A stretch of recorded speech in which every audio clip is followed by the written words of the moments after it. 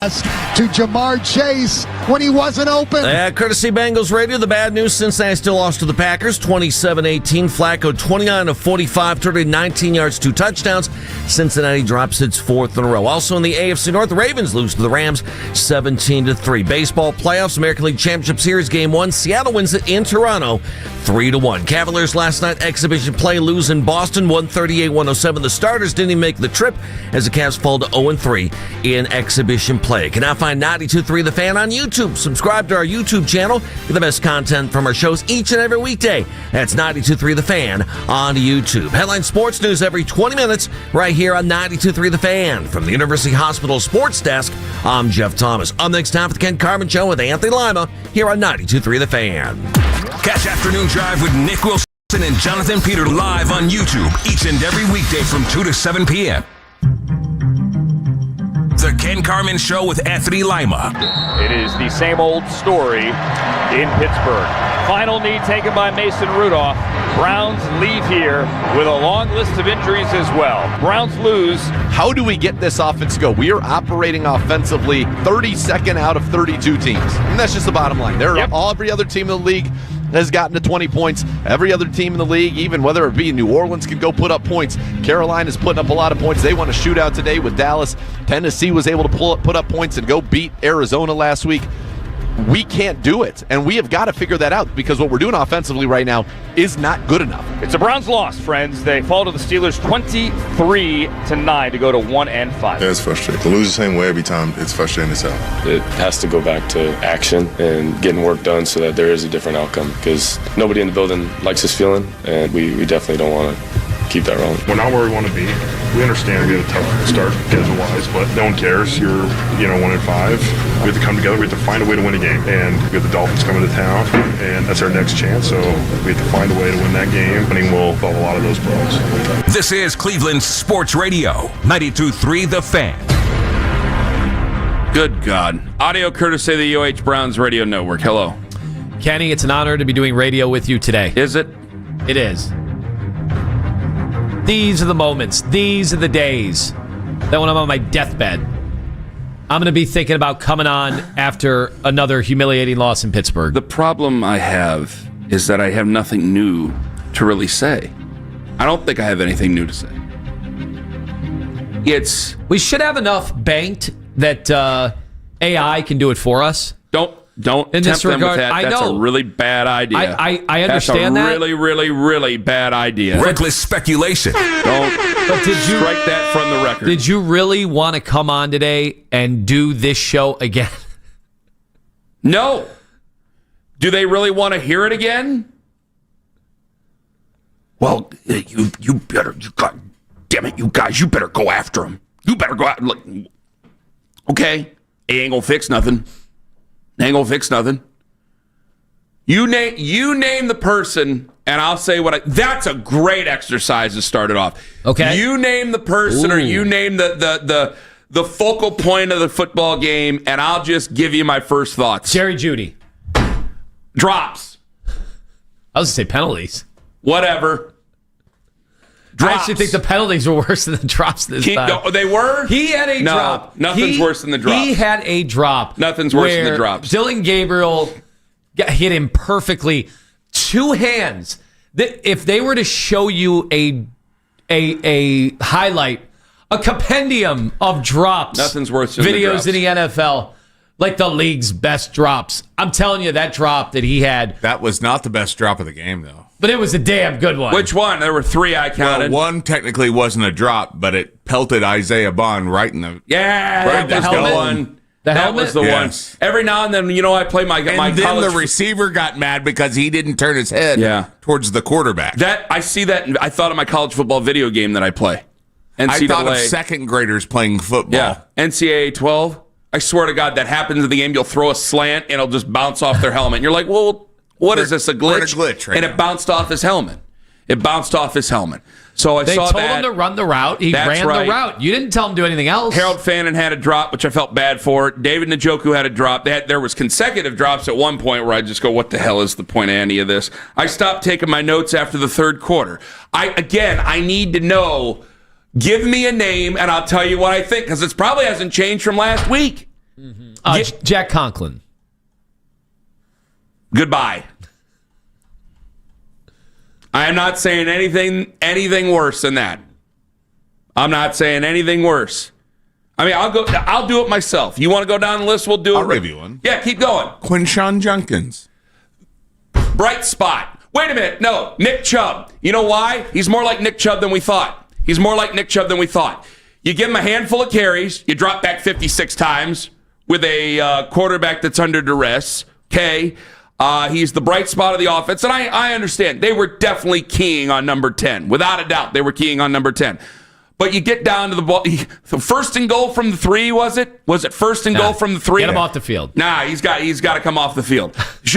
They need to see, somebody from CBS needed to see that. Did they show Quinshon on the sidelines? Because they used to do this really well with Nick. They would show Nick on the sidelines, and people would be going, "Why is it Nick Chubb out there? Why is it Nick Chubb out there? Why is it Nick Chubb out there?" And here we are with Quinshon Judkins and everybody and their brother, and they weren't showing him on the sidelines. Somebody needed to direct it better. I'm sorry. I'm not trying to be Scorsese here. Somebody needed to direct it better and show him on the sidelines. And if they did, I apologize. I didn't see it. Somebody needed to show him on the sidelines, because then we could say, "Where's Quinshon Judkins? Where's Quinshon Judkins? Where's Quinshon Judkins?"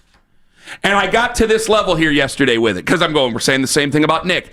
It ain't changed. It's not changed. It's all the same. It's all the same stuff. You've done all the same stuff. You're a predictable offense, and that's when you get. I've been waiting for you to say Stefanski. No one will say Stefanski. It's ineffectual. It's ineffectual. The offense is dead. The defense is not. You're hearing what Miles said. We'll go over Miles' comments in earnest at 6:20, because I got some thoughts on Miles too.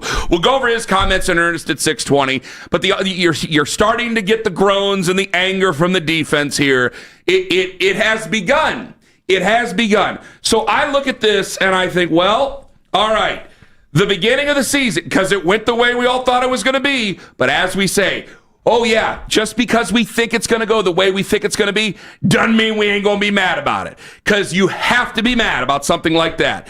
And you have to be angry about something like that. And you have to have some sort of feeling. So you go into the game next week, this coming Sunday against Miami, a home game against the hapless fish, where Tua Tagovailoa is calling people out for not coming to meetings in the post game. You have all this going for you. You're favored in this game. You don't find a way to win this game. It's like anything's possible, and really anything should be possible, because how could it get any worse? How could it really get any worse? You want me worked up and angry right now? I'm worked up and angry right now, because I don't have anything new to say after this game that I did the last game. So it's all the same. Every day is exactly the same. And I asked you last week, we may have died years ago and are in hell, and we don't even know it, because we're talking about the same thing every day. And we're looking for the same people every day, and they ain't walking through the door. Every day. Every day. It doesn't change. The same sentences come out of my mouth every morning. Every morning. And it feels like it's in perpetuity.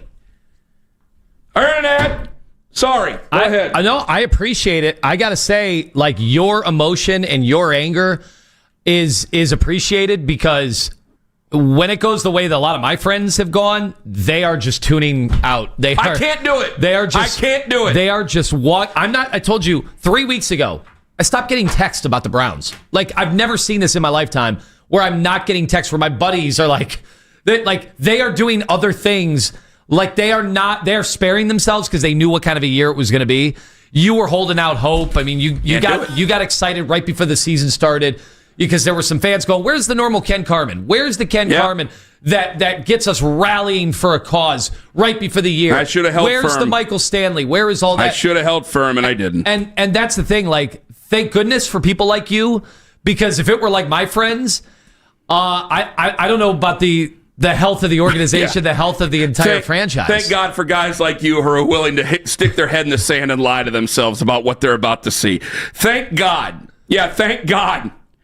Thank God for people like me who continue to lie to myself. Yeah, things will change. No, they won't. Nope. Guys, it's different characters. The play's the same. It's a traveling road show. That's all it is. It's Macbeth, just with different people, and it's the same ending every time. That's all it is. I can't believe this is happening at McDonald Hall. I cannot believe this is happening at Huntington Bank Field. It's the same play every single week.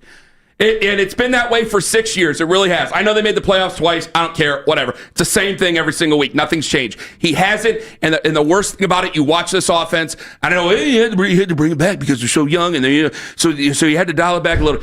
Where's the evolution? Where's the evolution? What has happened in 6 years? You go back to year one. Go back to year one. What has happened in 6 seasons that's been different? Tell me. I need to be educated here. I need to be educated because if you watch, and we'll start pulling names out of the hats here. Here we go. You watch Kyle Shanahan, you watch Sean McVay, you watch Kevin O'Connell, you watch these guys, things change because they know the defenses are going to adjust. They're going to adjust. You don't need to adjust to the Browns. It's all the same thing. It's the same thing as what it was back in 2020. And it's the same now in 2025. And it'll probably be the same thing next week. Before, you kind of had some horses to go out there and execute. It's not shadow games or anything like that. But before, you had some horses that you could go out and execute. Well, you don't. You don't. And it's the same thing every single week. So if they're going to have the same offense every single week, then I have to continue to sit here and say the same thing every single Monday. Well, and yesterday, it was a game where, and Nick Chubb had some of these games in Pittsburgh where they just couldn't run the football, even with our storied offensive line back when it was storied. And the problem is some of those guys are still on this line, and we're talking about 5 years later. I will be telling some stories about Cam Robinson and KT Levinson someday. They're ghost stories. They're spooky, scary stories, but there will be stories to tell. But you could tell almost instantaneously yesterday that they were not going to be able to run the football. But that doesn't mean that you abandon running the football. See, that's the one thing about running the football is you can always still do it. Even when you're having a lack of success, you can get a little more creative in the run game. Drop the rookie back 52 times. And that's the thing. Where was the creativity in the run game? There wasn't. You got to drop the rookie back 52 times. Especially considering when you have Quinshon Judkins and you know how successful he's been early part of the year. Nope. That doesn't mean you just have to turn your head, hand the ball off. Wrong.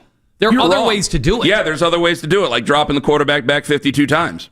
Well, I know we said, what's the point and what is there to do? Well, at least you can hear Nathan Zagura questioning the Quinshon Judkins game plan. When you ask aloud, why is Quinshon? And listen, the Browns have to be careful with his usage. They don't want to overuse him, but today is not a day in which he's been overused. Listen, we've thrown the ball 40 times. We've been sacked 4 times. Judkins has 10 carries. 10 carries. And the last time he got it in a short yardage situation, he picked up 6 yards. Like, give him an opportunity. You have 4 downs. Give it to your best player. That is your one weapon on this football team. Now, at the time of the game, I feel better because now I feel better because at the time of the game, he had 10 carries.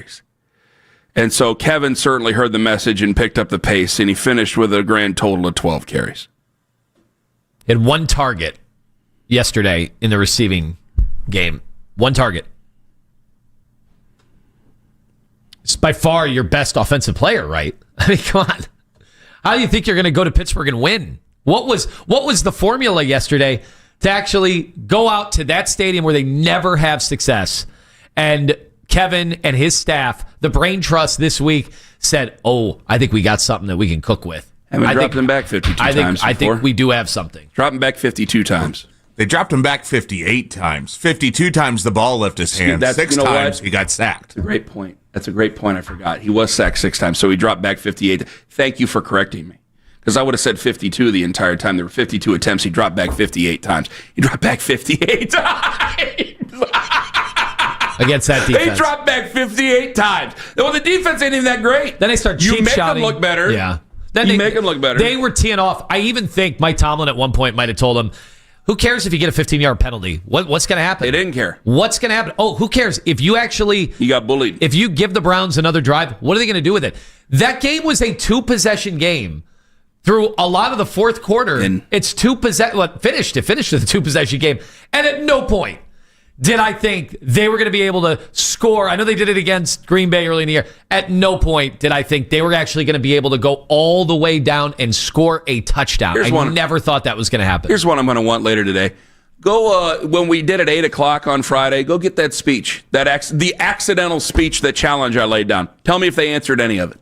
It's the exact thing I thought would happen. I think Devin Bush is the only one that heard it. Yeah. I'll lay the challenge down right go now. here. Because it's going to take guts to go over there and beat him. You're going to have to ask more because you don't have the horses to just go out there and beat him. That's true. You might have a couple of good diamonds in the rough right there, but you ain't got the horses. So you got a football team that has finished around 9-8 over the last how many years? That has really just existed over the last how many years with Mike Tomlin. Don't think there's not a chance to go out there and beat him. There's a chance to do it. But are you going to be able to put away the distraction and not having Joe there? That's fine. But are you going to be able to put away the distraction and not having Greg Newsome there? Of all the conversation that's been going around this week about everything that's not the Pittsburgh Steelers, are you going to be able to compartmentalize that and go beat them? I don't think you can. And they weren't. The challenge is out there. And they didn't. They failed it. They failed it. It ain't that hard to predict that. So what are we going to do? We'll make more trades this week, and we'll use that as an excuse for next Sunday. Excellent. Outstanding. Can they trade Njoku if he's if he's banged up all over the place? If every time he touches the ball, his thigh separates from the rest of his body? By the way, I was looking at who was the 300-pounder that Pittsburgh they kept getting open. Darnell Washington. The abominable snowman. I was looking at him going, is that Njoku's future? Can he gain 40 pounds, 30 pounds? Can he gain that much weight to get there and just play the position? Because I've never seen anything like that. Oh, it was amazing. That guy was running free on our defense yesterday. If you're wondering a level... Play one. If you're wondering... So think about it. That's so funny. You issued the challenge. I asked, what was the formula all week? What was it that the Brain Trust and all the smart asses, they got together and they connected DePodesta and they say, hey, can you get it on the Zoom call? You won't believe. And then when they put that together, I asked what the formula was. Pittsburgh's like, I know what our formula is. First play of the game. Throw to the 340-pound tight end. I know they can't fix that this season, but DeJuan Jones, get him back in here. Holy cow. Hey, you won't believe what he's listed at. Don't look. I think I get... No, They brought it up on the TV broadcast yesterday. The game notes that Pittsburgh sends out are that thick. They bombard you with stats so you don't ask him any more questions, so I had to take it down a little bit. Take a guess at where he's listed on that roster. Oh, tell me they have him at like 275. He is at 264 on that roster. Because they only put my driver's license on there. Yeah, that's amazing. 264, my ass. Holy cow. I tell you, he's a great athlete. He ran like the wind. That ain't a fat joke, but there ain't no way he's 264. Good for him. Good for them. Great. Got to play the Renegade. Got to see that coming back from break. Again, it's a play, and we played our role.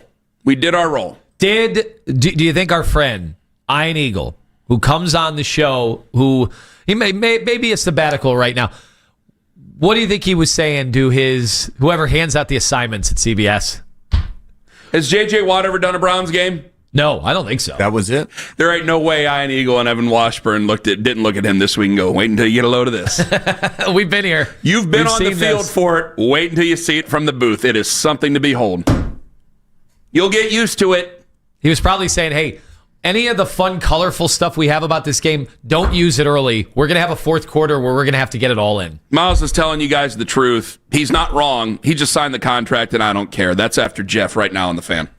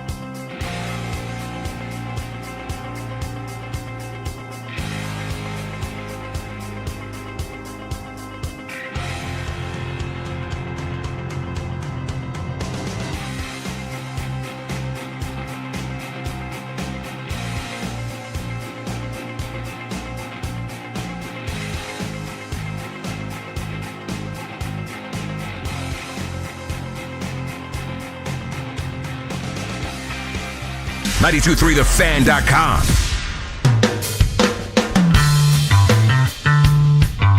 Wins and losses, you got to learn from the losses more than you learn from the wins. The wins you're riding high, and you can't expect to really take a lesson from that. But when you lose, you have a time to reflect and look in the mirror, see what it took to get to those wins, who you are, and what you missed. That, and plus having a great vet in Joe. Joe Thomas was pivotal in becoming the rusher that I am, the player that I am, and helping me be an all-around good person. With the discipline that he came with every single day.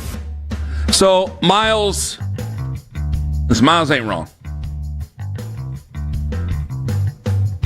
Let me get to the calls here in a second. By the way, go ahead and watch us on YouTube Live. I've been trying to tell you guys it's not an act. It's not an act. If I could act that mad, I would be in Hollywood a long time ago. If we are acting, this is the Daniel Day-Lewis of radio shows. I will tell you that. So go ahead and watch us on YouTube Live, 92.3 The Fan on YouTube. Somebody said I was wearing Pittsburgh colors. This is blue. This is like blue and green. Whatever. Anyway, I'm just so damn depressed. I don't know. It's 6:29 in the morning. I mean, listen, Ken. I can say this all week because this is more visceral for Ken because of Stark County Pittsburgh Steelers fans. We tried to put it off all week. If you notice, we didn't really break down the game much last week. They didn't give us a chance. They were trading players. Right. And by the way, shifted the conversation. Schefter had a report right before the game yesterday about trading players. Every veteran player the Browns have could be traded. He named Otto Graham. I was like, this guy here is dead. So we didn't do a lot of breaking down the game, and I think a lot of that was for a purpose because I think we secretly knew. Now, there's always a way. It's the NFL. Did you know Tyson Campbell would be in man coverage against DK Metcalf the whole game? And actually, I thought he held up for a while until he didn't hold up anymore. Until they started scoring touchdowns. And eventually the dam's going to break, and it broke. Yeah. So us not, we kind of score more than it. 9 points, it would have been easier to stomach. Yeah. If you could do more than Andre Schmidt as your entire offense, it might have been a little bit easier to take. And when you think about it deep down, it's like we always struggle in Pittsburgh, even the good Browns teams that we've had, and we've had some good ones. We had, even when Nick Chubb was good and in his prime, and Baker, the times he was playing well, and they didn't win in Pittsburgh. And then you trot out Dylan Gabriel in his second game, and then all these rookies that don't just contribute, they start. They have to be relied upon. You're relying on these rookies. So the formula we knew going into it. That's why we didn't do a lot of breaking the game down this week. Anyway, let me get to Miles here. You can't trade Miles. Miles isn't wrong. Miles is right about what he's saying. I'm sure it's frustrating, and I know it would be nice for the defense to be able to operate with a lead. That's not happening. But here's more of Miles. Go right on ahead. Go ahead. When you watch their pass rushers able to get after it because they have a 2 or 3 score lead, what goes through your head? Must be nice. He did a little. Yeah, man, but you can't trade him. It's an untradeable contract. So, I mean, his dead cap space for next year's dead cap hit for next year is $73 million. I mean, is that officially more constrictive than the Deshaun Watson? Yeah. He's untradeable. He had his chance, guys. He had his chance, and he took the money, which you can always take money. I'm not going to fault anybody for taking money. But the whole, we got to trade him. Listen, man, you could wish in one hand and you know what in the other. He signed the deal. There's a no-trade clause, which whatever. I'm sure he would waive that for the right team. That doesn't matter. But the dead cap space is just outrageous. So you might as well get used to it. Because I don't think you would, if he would have left, I don't want people to get mad at him for not leaving. That's the thing. Some people got mad because he said he wanted out, and then I don't want him to get mad for not leaving because, boy, it'd sure be nice to have 2 more first-round picks. It would sure be nice on a team that's not going anywhere to have more to look forward to into the future instead of, honestly, what are we looking forward to now for the rest of this year? Shador, and then the other guy we're dreading. We're looking forward to one guy playing. It's October 13th. We're looking forward to one guy playing. He's definitely going to play now this year, isn't he? Oh, God, who? Which one? Both. Shador's definitely going to play. Yeah. And I will be there with bells on and rooting like crazy. But the other guy, whatever, let it wash over you. It can be worse, but as of right now, I think it can't be any worse. But for Miles, I have no sympathy. I'm sorry. I know that there's like the Joe Batonio part brought into it. There's the Joe. He was asked specifically about Joe's legacy and things like that. I can't. You had your chance. And if you would have really stuck to your guns and said, it's about winning, I want out of here, I really think a lot of fans, especially now as you're sitting at 1-5, I think a lot of fans probably would have understood. See, that's how bad it is. There were years ago when they flirted with the idea of trading Joe Thomas to Denver. You remember that? There were a lot of people almost hoping for it to do right by Joe. Maybe there would be different this time with Miles because there's such an impacted defensive end. But I think if you were sitting here at 1-5 and Myles Garrett was playing for the Green Bay Packers right now, you'd be sitting there going, yeah, well, at least we got we got 4 first-round picks next year. This is amazing. Or, 3 first-round picks next year and 2 the year after that. We're set up really well, and we could sit there and have that argument. But he didn't. So he stayed for the money, and he stayed because he's part owner of the Cavs community. I don't know, money, and I'm fine with that, but I just don't feel any sympathy. I can't sit there and go, I feel so bad for Miles. Like, no, I can't. You had your chance. You didn't get out. Here's the thing. How many people, the people that did care, that reached out, because those are annoying texts to get during a game like that yesterday, how many people did you get bitching about his numbers yesterday? Few. I got a few. The people that did want to weigh in, because you're not going to go and blast like rookies. You're just not going to do that. You're going to look to the top. You're always going to go coach, quarterback, Miles. Well, it's every time. And Miles has been pretty quiet the last 2 games. Well, TJ has been relatively non-existent, and then he shows up against the Cleveland Browns. And hey, he did a great job yesterday. He played very, very well. Credit where it's due. He looked really good. I think people don't watch the Steelers if they're Browns fans, and why would you? So they only hear a little bit about TJ Watt, but then you got this pseudo head-to-head matchup here. And his brother's calling the game. Yes, and TJ Watt's making plays, and Myles Garrett, and I could say, well, he's getting double-teamed, this, that, and the other. He's still Myles Garrett. And I could sit there and say what I want to about ankles, but then I look at the contract and go, you can't excuse it. That's what comes with the territory. You signed for the money. You're expected to do better. You didn't do better. You got to deal with the criticism. And you're going to be one of the chief people criticized because you're one of the biggest names on a team that people are mad at right now. See, that's what goes with this. Like, there's definitely I'm definitely not pulling anything away from Kevin or Andrew or Paul DiBedesta, who always gets forgotten in these moments of 1-5, is what is our strategy? I wish I could tell you this doesn't seem to be a great strategy, but okay. But then Miles is right underneath that because he's the cornerstone of the franchise. But his effort yesterday, they were down immediately, and that's a game where they need him to find a way to make some plays. And I just didn't see the crazy effort out of Miles yesterday. Forget about the numbers are not always going to tell the story. Because Miles, I think Miles makes life easier on everybody else. Yes, but yesterday I think is when it finally came to its crescendo, and I thought Jerry Jeudy might have his freak out, and I know they said during the broadcast, Jim Schwartz is saying that this team, it's not like other teams, or they're still in it together. Yeah, I know Jim has said that, but then I saw what I saw in the field yesterday, and you can't tell me that defense, and then you hear what Miles said in the postgame, you can't tell me that defense isn't upset with that offense. You can't tell me that defense doesn't resent that offense. Well, and they also... Because you have no hope. It was 1st and goal from the 3. Yeah. You don't have hope. It's been 11 straight games. How many's have been under 7 or 18 points? They gave that number yesterday too. We were trying to shoot for 20. That's too much. Now we're trying to shoot for 18. I guess we got to crawl before we walk as an offense. My number was 20, and I believe it's 21 or 24 now under 20. Because nothing's changed. Well, and people start saying if you take out the Jameis Winston games, if you take those games out, it's even... the numbers are drastically worse. 6 years of the same offense. It takes a lot to change up your offense. And I know they've flirted with it and tried it to terrible results in the past.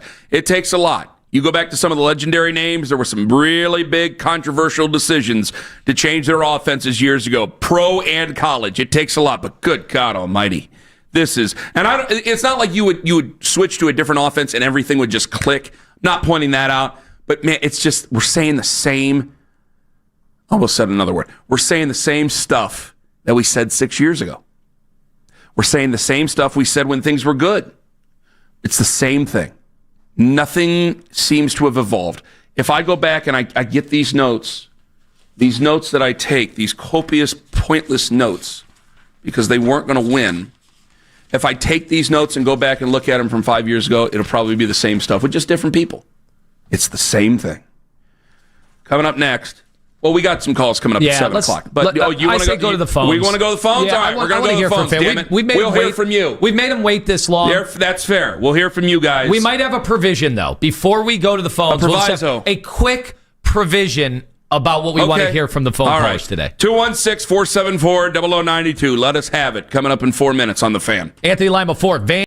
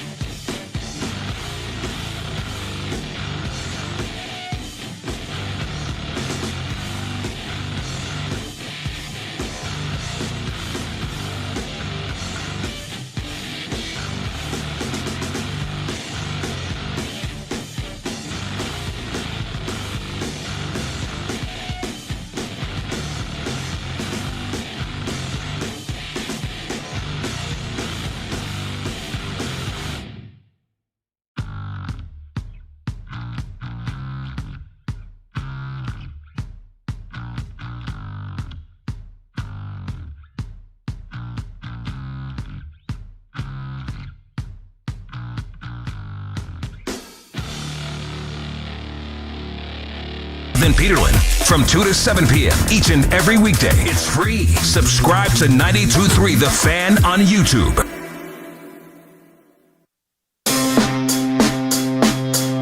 I don't understand what was going through his head to call 3 pass plays on the goal line when we have Judkins, we have Sampson. But no, he puts Ford in the backfield who can't run anybody over. He runs straight up and is scared of contact. I would be calling him and firing him during this game right now.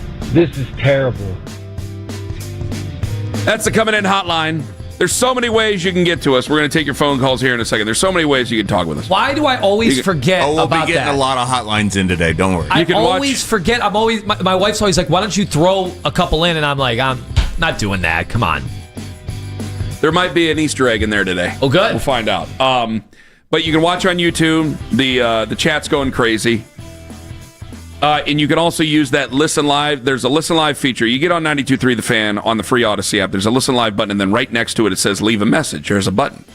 And try to keep it within 30 seconds, which I regurgitated the rule that Owen brought up to keep it within 30 seconds.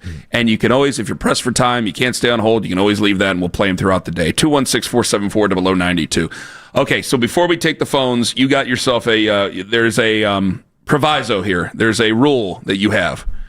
What do you got there, Bill Maher? So we know, Let's hear it. we know where everybody's going. We know what everybody's going to say today.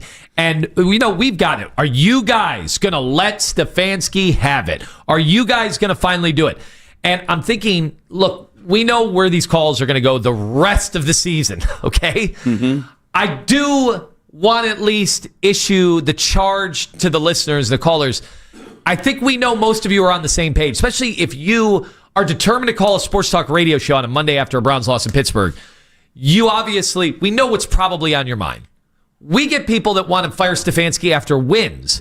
So I know where this is going. I just would ask, okay, fine. Start your call with, we want you to fire Stefanski. Okay, then what? Yes. Then what else? I'm just assuming all of you guys want to fire Stefanski. So you got to give me a little something more than just fire the coach. I don't want to squelch you guys and say you can't call in about firing the coach. Well, that's ridiculous. Yeah. Obviously, they're 1-5, and the lines are open. They were terrible last year. So, I mean, how am I going to stop anybody from doing that? That's stupid. I just don't want it to happen every time. But I think a lot of people feel that way. So you can call in and say, fire Stefanski and what do you do after? Or what is another plan?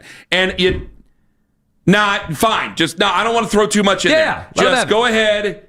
If you want to say fire Kevin, that's fine, guys. That's fine. Right? Free country. You can say it, but then I want an and to it. You fire Kevin and then what? Do something. What's your plan? Need to have a plan, because we can all bitch and moan that it's bad, and you're all right, but we got to find a way to make it better. Tony in Mansfield, hello. Hey, good morning, guys. How you doing? Hey, doing wonderful, Tony. Can't you tell? Go right on ahead, friend. I'm not even going to go into the Stefanski or the team or anything. Its tone kind of said something, and then I thought about it. It's like, obviously anybody calling in, diehard Browns fans, right? But yesterday I had some trouble with my streaming service, so I was like, not even going to watch it. But then I wasn't even interested. I got done with the front yard. I checked the score. It was like 9-3 or something like that. And I seen he was sacked 3 times, looked at the stats, and I was like completely disinterested. First time ever in my life since I was 8 years old that I was completely disinterested. And then I looked at my phone. Normally my phone is going off with, okay, we got to do this. We need to do this. Game plan this. What's this person doing? So-and-so's having a good game. Just full of comments and sections and group chats. There was not a single thing on my phone. Or this morning when I woke up. It's like a relationship when it's going bad, but you still care, so you're going back and forth. But then it gets to the point to where you just don't even care anymore. And when Tone said that, it kind of was like, holy crap. There was not a single message from my phone. It was just complete disinterest. I don't even know what to do anymore with this team, but that's the way it was. It's like my phone, I had not a single text about the Browns yesterday or this morning, nor was I interested at all. The only thing that was on my phone, and I'm not even going to bring it up, but you know who, and his amazing game yesterday and his drive. And the play of the year. And I feel like I've said it 4 straight weeks. He had the play of the year. Yeah, I'm not going to yell either. But that third down moxie, 3rd and 14. That's all I'm going to say. But that's on my phone, and that's the messages I'm getting from my friends and guys from work rather than the Cleveland Browns, and that's the problem, especially in a sports town like Cleveland, Ohio. Tony, thank you very much for the call. I appreciate it. 216-474-0092. Yeah, I appreciate the thoughts. 2 things real quick. Axel came downstairs. He went to play video games. I didn't even ask him if he wanted to watch the game. Usually he'll sit down and go, oh, yeah, because for some reason 1 o'clock is still a weird time for him. And he's like, oh, yeah, I forgot. I didn't even bother. Didn't even bother with it. Figured, what the hell? I figured I had a feeling. And then I had this moment. Now, I coach the youth football, and I can't shut up about it. Our head coach is a Steelers fan.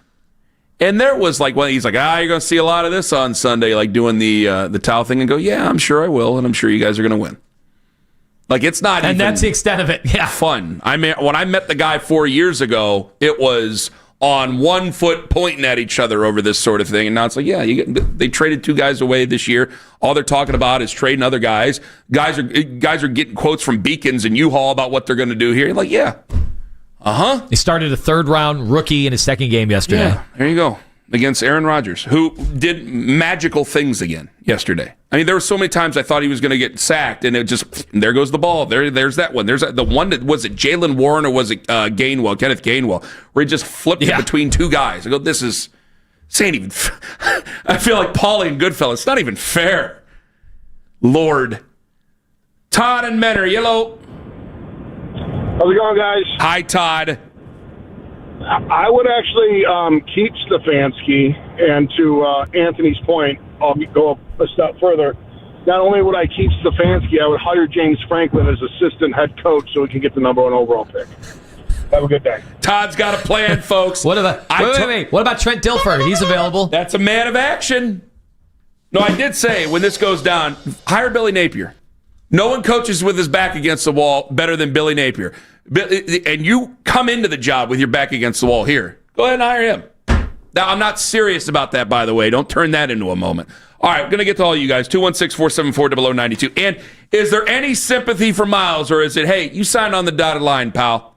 You got it. We'll take you guys today. The one rule, go ahead and say if you want to fire the coach, but there has to be another part of it where you have a plan to make it better. 216-474-0092. Ken Carman, Tone Master General. Take us with you to work on the absolutely positively free Odyssey app. Go to Classic Chevy.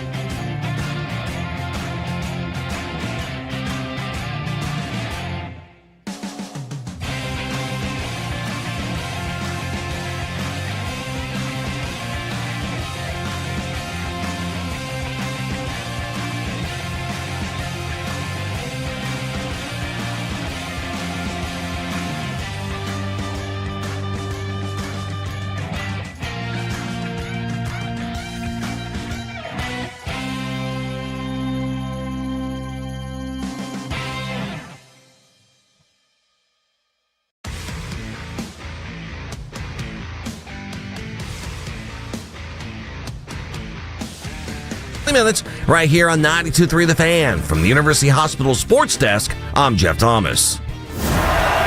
All the Browns and NFL news you may have missed at work. The Afternoon Drive. Weekdays starting at 2. 92.3 The Fan.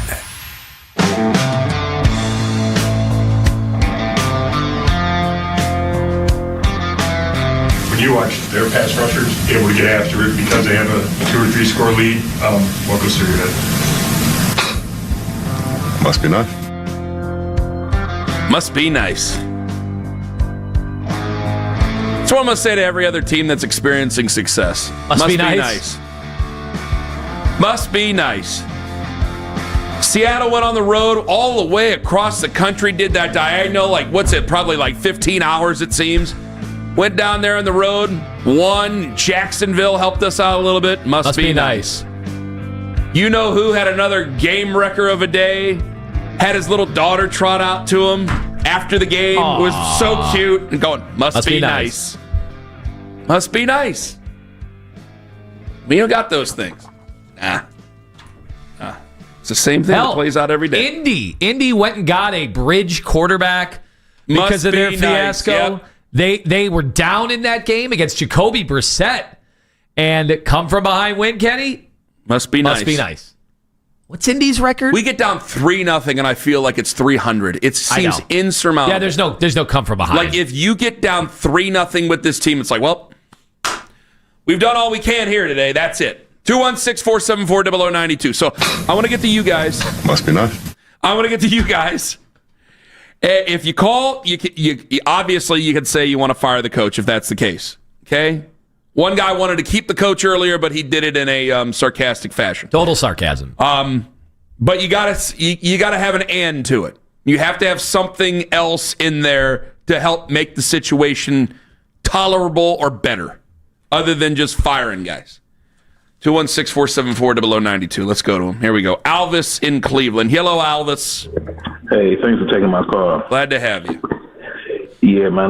Last week I called. I wasn't calling for nobody's job. This week we got to get him. We got to get rid of him. What changed? I want to know. I want to know what changed though, because it feels. I feel the same way I did last week. I'm madder, and I got mad in the opening segment. I didn't realize I would, but I feel the same way. So what changed? Yeah, it's just like Miles said, it's the same thing. They can't score. Then you on the goal line and don't want to run the ball. So fire him. Put Jim Schwartz as intern and let Tommy Reese open up the playbook for right now. Thank you. All right, Alvis. Thank you very much for the call. See, Alvis, he wanted the coach gone, and he also has a plan. That's perfectly fair and fine. Yeah, we hadn't talked at all about delegating play calling duties or anything like that. And when it gets to that point for the second time in a coaching career for a head coach who's supposed to be an offensive guru, that is when you start to think, is he living on borrowed time? I think I know the reason why Alvis felt that way. I'm going to share that with you a little bit here. I want to get some more people in. Maddie in Elyria, hello. Hey, let's fire Stefanski, but with a plan. Okay. Let's promote Jim Schwartz up, right? Okay. He's already got the guys dancing after every tackle, and then we just let Tommy Reese have it and see what happens there. And then we just hire Mike McDaniel next year when he's fired. Keep Schwartz there, let him pick a quarterback or whoever he wants, and there we go. That's all. Is he gonna wear a full pair of pants? Maddie doesn't have an answer. Boy, I did think the defense, we wondered about losing Newsome, and a lot of people were just kind of in and out on Greg Newsome. He was always a subject of trade talks. What could we get for him? And then he was playing so well this year. We're like, well, should we extend him? And then he gets traded. So people that were making fun of him before, now we're making fun of the Browns for trading him. And I did wonder, what was the feeling going to be with other guys on that defense? Losing him because, we joked about him being one of the choreographers for their dance routines, but yeah, he got traded. He got traded to Jacksonville. You know what they thought of when they looked at their phone? Must be nice. That's what they thought of when they looked at their phones. Must be nice. He got burnt. He did. Must be nice. Didn't make me feel any better. Must be nice. Go ahead, continue. Do you have anything else to say about that? I was just wondering, in addition to them already having to play from behind the defense, basically. So that kind of limits some of your effectiveness, and you also lose a guy that was having a pretty good season for you. And I know the Browns will say it's kind of a lateral move. The guy they got, different strengths, different weaknesses. He's supposed to be better in man and against the run. We saw a little bit of that yesterday. I will say there were some bad moments too against Metcalf, but so it's kind of a mixed bag overall. But when you start to lose guys, you start to trade guys, you do wonder what that effect is going to be on the rest of the locker room. Nick in Columbus, you're next up on the Fan. Hello, Nick. Good morning, fellas. Hi, Nick. I was sitting here thinking it must be nice to be a head coach and offensive coordinator. Only scored 20 points 3 times in the last 23 games and keep your job. And people still think that you would be hired if you got fired from your current job. Must be nice, right? Must be nice. It's true, Nick. So, my thing, Alvis hit it off. That was my first idea. Get rid of him, promote Jim, Tommy Reese, whatever. Bobby Reese, it could be anybody's Reese, be the OC, and get him out of there. My long-term idea was this, but I don't know if the guy in Detroit, if he is just the GM or if he is the GM and president. But my idea would be if he is only the GM, offer him the president role about Holmes? For the Browns. I'm sorry? You're talking about Brad Holmes? Yes. You, I don't know his name. I don't even know his name. But I see what they doing in Detroit. You know what I'm saying? Well, they're successful. Why is he going to leave us? You got John working up there. What's John going to tell him to do? Spielman? Isn't Spielman also part of it too? I think he still has a role there. Yes, I think he does. Well, whatever. Get somebody from an organization that is successful, because we got to get Barry and the other cat who only comes in when they periodically. DePodesta. Yeah, DePodesta. Get them out of there. We need to get somebody from a successful organization, offer them a role where they could actually lead that organization, because I think they got to have a higher title. You know what I'm saying? Mm-hmm. And let them bring in, and start building, because what we have here is not good. And I know I called. I think it was Mitch. I was upset, and y'all said I had to have a plan, so I started thinking. That's a plan. You know what I'm saying? Because that's a plan. Right now, it's a wrap. Right? It's been a wrap for a while now, but it's really a wrap because our defense is rocking. And I know you guys were, bringing up Miles. Man, like, why we bringing up Miles still? The issue is the head coach. You know what I'm saying? And the administration of this organization. That's the issue. Well, but I understand what you're saying. But if I just think he's an easy target. That's why I'm saying that. It's like, okay. That's why I'm saying that. I understand he's 9'5", he got the money. I get it, but at the same time, he's not the problem. He's not the problem. The defense is not the problem, y'all. The defense is not the problem. That's a good point. No, that's a strong point. That's right. Y'all, I'm sorry. Also, I'm not gonna let him slide either. Well, Nick. Bubba Ventrone cat. Hold on, one more. This Bubba Ventrone cat. Why we punt blocking? Why we rushing the punter, bro? Just do the. I thought that was a terrible call, by the way. I thought it was a bad call. What are we doing, man? The defense held up. Well, Nick, let me tell you this. I gotta let you go. Just listen to me here. Hold on. Now I can't believe I gotta defend the guy because I'm not a big fan. But here we go. First off, Steratore didn't think it was a good call. Nathan didn't think it was a good call. I also thought it was tipped. In addition to getting blocked into him. Steratore thought it was. He goes, "There's still contact." Steratore didn't like the call. And that was a killer because they scored a touchdown. And it was a killer because they scored on that. You have to. Ventrone did the right thing, though. You have to go and try to get that ball. You're not doing anything offensively. You have to try to go get that ball. Because if you block it, you get the ball. At their 20, maybe even further along. Who knows? Maybe you get a scoop and score or something like that. Like, you have to do whatever you can. Your offense is. This is the worst offense any of us have seen since 1999. This is the worst. But back to Miles. I'll just say this. The only way you come out of Pittsburgh with a win yesterday, the only way is if Miles is wreaking havoc, playing with his hair on fire. You guys all watched the same game I did. Did you see that out of Miles yesterday? No. I did not. No, I did not. And I understand they were down. They were down early, and the body language wasn't great. There wasn't a lot there. We were getting gashed a little bit on early down runs, which I did not expect. I think the rookies had some trouble yesterday just with that physicality. It is very hard, though. I think he's obviously an emotional person. And it's very, very hard in that moment. Like, you remember that Dolphins game a few years ago where he basically just stood there. Oh, yeah. And he got pushed out of the hole the one time down there in Miami. It was which a oddly give-up enough, they're game. playing Miami, and it was a give-up game for him, and we let him have it the next day. And even though he's still the best defensive player ever in this franchise's history, he's one of the best in the generation, this, that, and the other, all those things, it is, you can't do that. But I'll tell you, it's hard if you're an emotional guy like that to not have resentment during the game, and you're in the ultimate team game. So you can't do it.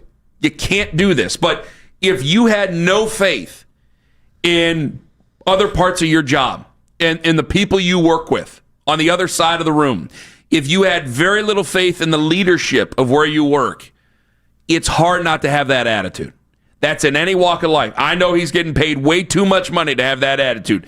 That's true. But in the heat of the moment, and you don't think that there's any chance that offense is ever going to put you in a position to win. Like, he wakes up this morning, he's already dreading Sunday. He's already dreading Sunday.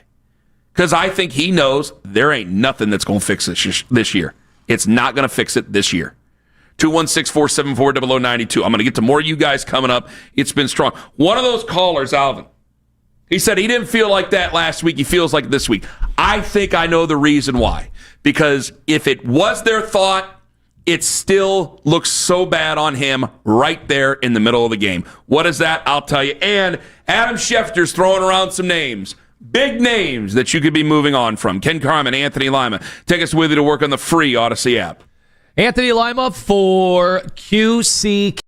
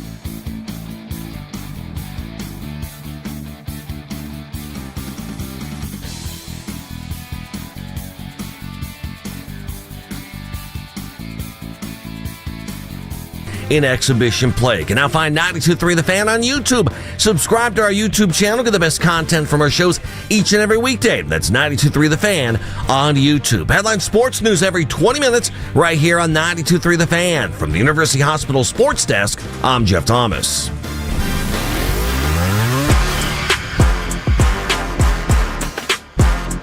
Browns are going to lose themselves an entire generation of fans. I don't think this team's any better than the team that went 0-16. If they are, it's marginal. I just found out that Myles Garrett did play in the game against the Steelers. That's funny. I didn't even know he was on the field. Hey, ho, ho. Kevin Stefanski has got to go. Hey, ho, ho. Kevin Stefanski has got to go. Yay, boo, it's so fun to do. If you like it, holla yay. If you don't, you holla boo. I might have been over the legal limit on that. You had to have some fun. You should play that and go, guess Ken's blood alcohol content. All of it. You know what? Don't forget yay, boo, it's so fun to do. If you like it, holla yay. If you don't, you holla boo. I sat there and I went out to my garage and I go, I'm smoking this bleeping cigar. I don't care if they lost. This thing's getting smoked. It was tasty too. I'll tell you the that. offense getting smoked. Yep, me and the offense, we got smoked. Go ahead. What were you going to say? I was just going to say, after the games, I think this is going to become a bigger part of our Monday shows. That instant reaction. That's the fan hotline. It's on the Odyssey app. Go download the Odyssey app. Like the station. You got to favorite the station. You got to favorite it. Got to do it. Got to like it. Got to favorite the whole thing. And then you can click that little microphone button and leave your own. We took a call from Alvis earlier, and he said he wanted to fire Kevin today. He didn't want to fire Kevin after the Vikings game. And I'm like, well, what changed? And he gave an explanation. I go, I think what happened with a lot of people yesterday, guys, Dylan Gabriel ain't bad. But a lot of us lied to ourselves last week. He ain't bad. He'll be in this league. I think Dylan Gabriel will be in this league for 8 years. And he will have a pension from the NFL. And he'll probably be a coach. And he'll start more games for more teams at some juncture after this year. He will. He's not bad. But you just got so exposed to his limitations. The limitations were right there. I'll tell you, give Terrell Austin and that defense credit. That defense is not that great. It's not that great. And you just saw, and yeah, I know he's up against a future Hall of Famer. Okay? I get that. But you just saw what one guy who knows all the tricks can do. And it's not even against, it's unfair, but it's still what you saw. Because I don't want to compare Aaron Rodgers and Dylan Gabriel. That insults your intelligence tone. What the comparison is, though, is that you still saw it. You still saw what a Hall of Famer does just to get out of certain situations. It wasn't like he was taking off and doing Lamar Jackson stuff. A little move to the left, a little trot to the left. Here's a flip to Jaylen Warren. He knows where everybody's going to be. He already knows that offense. And I was one of the people wanting to give up on Aaron Rodgers. And when he did that little flip, I think it was to Gainwell or Warren, I got to look at it again. I'm sitting there going, that's why you go and you take ayahuasca, because you have the type of vision right there. That's it, the plays. He was just Aaron Rodgers. You knew it from basically the opening drive. He was never going to lose that football game. He was never going to lose it. If you were just watching it straight up, where the Browns have come from and where the Steelers have come from and where that quarterback is, he was never losing that football game yesterday. And you could tell that from the opening drive. This is not revisionist. I wrote it down in the notes. He wasn't losing that football game yesterday. And what you saw to Dylan, the batted passes showed up, the lack of vision over the middle. They brought pressure right down through the A gap, which it takes all your vision away. It takes vision away when you're 6'5", let alone 5'9". You saw all the limitations right there. I've seen way worse, way more ill-prepared, way more inept quarterbacking in a Browns uniform than Dylan Gabriel, certainly. I'm not even trying to knock the kid. I'm not knocking him. But you saw right there what the limitations are. No, why he's not a franchise quarterback for this football team. Not trying to be mean, but that's the difference in last week to this week for a guy like Alvis and others. You're right on all that. And then when he was finally he was throwing some lasers right at guys, either their arms or Bond's head, boy, that was just a weird play. But here's where I will be mean. You rarely in the NFL see a pass rusher who is able to not just get one hand on a football. Mm-hmm. Watt got both hands on the football. That looked like somebody on varsity blocking a freshman basketball player's shot at the rim. Both hands, yoink, I'm taking this out. That was something that I think is happening against somebody whose size, creates too many limitations for him to be able to play quarterback. TJ Watt's 6'4". He's a future Hall of Famer too. I know we break a lot of balls here, but I mean, that's a Hall of Famer over there, and you got two hands on it. You're getting one-handed ripped down. You're not big, and I think a lot of people tried to talk themselves. Like when Zach wrote the word hope, boy, that's a strong word for a lot of people, and I think they tried to talk themselves into maybe this guy. No. I wish we didn't overdo it during the preseason where it was, the ball boys look better than him. And I know I'm taking a shot at Daryl there, and Daryl will join us at 8:20 this morning. I wish we wouldn't have overdone it, because I think if we didn't overdo it, I didn't overdo it, I wasn't there.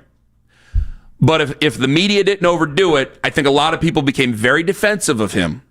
And he had a solid game last week, even in a loss. This week, you drop him back 58 times. You're overmatched. Buddy, it's not your fault. It's just this isn't what a franchise quarterback's going to be. Maybe I'll be wrong. Maybe he'll go out there and he'll light up the Dolphins, and we'll start to have this conversation again. But that conversation, I'm going, this is your second start. They got tape on you now. They're going to do some of the things that Minnesota tried to do to you. They did it to an even better level. They brought heat right through the A. I mean, you're not going to have success when you don't have a lot of experience and when you already have limitations. And that's what that was. And if we're that excited, if that's a Kevin pick and Kevin's that excited, you're going, why are you taking a backup in the third round and we need all these other things? Why are you doing that? I know hey, take a shot on a quarterback, take a shot on a quarterback. Well, you take a shot on a quarterback who has a higher upside. Take a shot on a quarterback like a Shedeur Sanders is what you do. I'm not making a case right now. I'm just telling you what it is. Right. But a third-round guy, and we've done how many third-round QBs, and they're all the same. They're all Colt McCoy. They're all Cody Kessler. They're all they exist. And so I'd rather would have taken a third-round guy and put him in another place that maybe I could have some success with, instead of, he's going to start here. I mean, I'd have rather taken a shot with Kenny Pickett, and I can't believe I'm saying that. But here we are. 216-474-0092. Maybe I'm just mad. Maybe I don't want to say that last sentence. Steven Chardon, you're first up on the fan. Hello. Hey. Hi, guys. How's it going? Not bad. Oh, good. So I got to be honest, just to preface this, I haven't really been watching the Browns too much. I've been more into the college football, so go Buckeyes, by the way. But I got my question for you guys more so is because when I watch football, I just kind of watch it for the fun, watch the plays, things like that. I don't get into the intricacies like you guys get into. So how do you know, with everybody claiming, let's get rid of Stefanski, let's keep him, back and forth, how do you know when it's just the coaches that needs to go versus it's the talent on the team? How do you determine? Because I have friends that are actually coaches, and a lot of them will say, well, it's not really the coach, it's the talent. We can coach them up as far as we can, but if they don't have the talent, we can't go as far as you'd like to go. So seeing you guys are the expert, I'm curious, how do you guys determine that? Well, the reason that we do this, and we do this because you start to lose and you play the blame game, right? We don't always ultimately know. There's plenty of guys who get thrown under the bus as coaches, and then you find out, no, these guys suck. Like Brian Flores got thrown under the bus when he was at Miami, and I think he would handle this situation better than Mike McDaniel. Mike McDaniel came in, things look good. It's like, oh my gosh, you see what this guy... Nah, he looks completely ineffectual now, and it looks like he's getting ready to be put out the pasture there in Miami.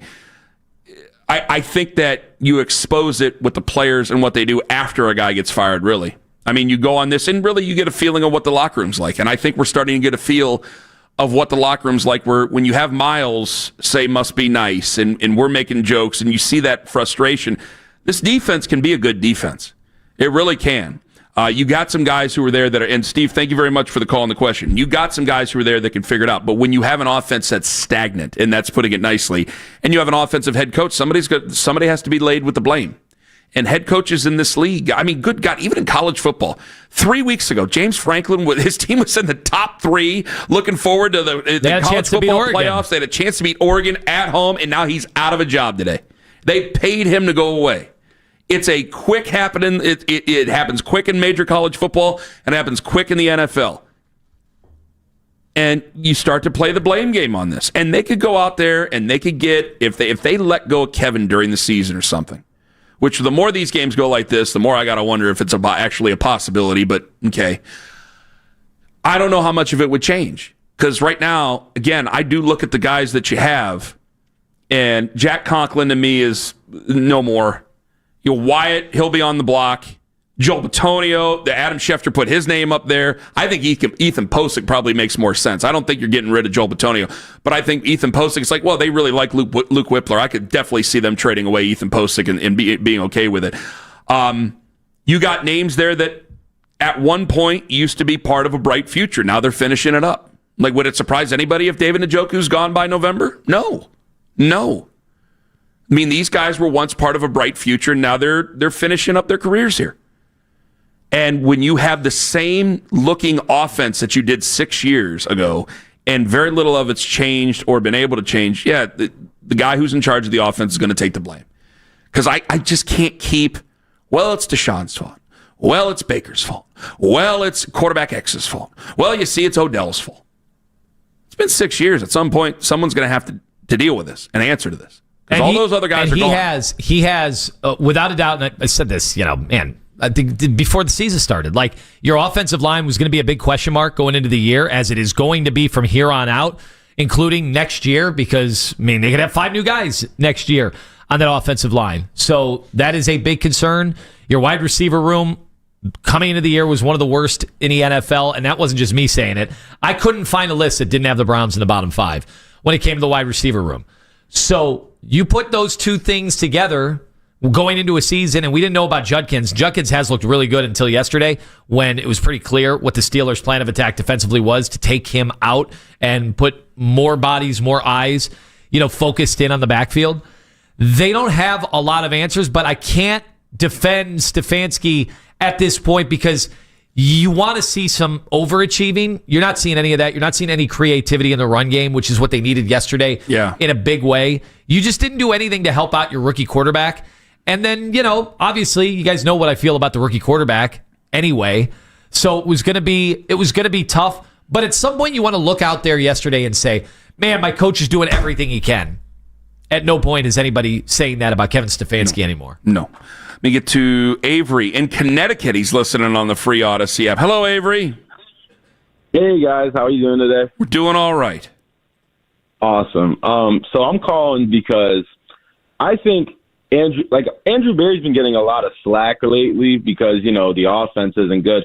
But I call Andrew Berry the ultimate Instacart shopper, because look at what the defense was with Joe Woods, right? Joe Woods didn't want a D-line. He wanted a great secondary. He brought in John Johnson. Then he brought in Martin Emerson, Greg Newsome, right? No D-line, though. Then Jim Schwartz comes in. You get Malik Collins, you get Mason Graham, you get Mike Hall, all with great assets. I just think Kevin Stefanski doesn't want any good wide receivers. I don't know what it is, man. He wants an old O-line, and he wants no good wide receivers. To me, it makes no sense. If you tell Andrew Berry what you want, he's going to get it for you. Well, through 6, but you say that, but through 6 years, the results are glaring. Like, there's a blind spot for wide receiver. He's drafted now he hasn't had first-round picks at wide receiver. I know that. But when you go out and you trade for Jerry Jeudy, all right, that's been a mixed bag now. We're 6 games into this season. That's now been a mixed bag. It was great last year, but I don't think you have very much going on for you this year. He took Cedric Tillman. Cedric Tillman is not active for you. You took Donovan Peoples-Jones, who was fine in the 6th round, nearly had a 1,000-yard season the 1 year, but that was it. That was a drop in the bucket.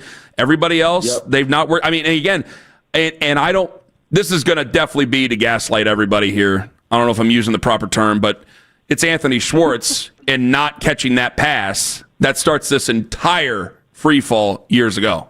Mm-hmm. And that's a 3rd-round pick by Andrew Berry.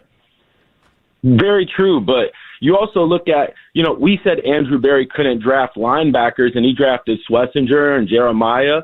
And we also said he couldn't draft defensive tackles. He's drafted Mason Graham and Mike Hall. He's done well with defense. He's done well with defense. And I got to tell you, the way that these guys are playing so far, some of the rookies, now we're 6 games into this thing.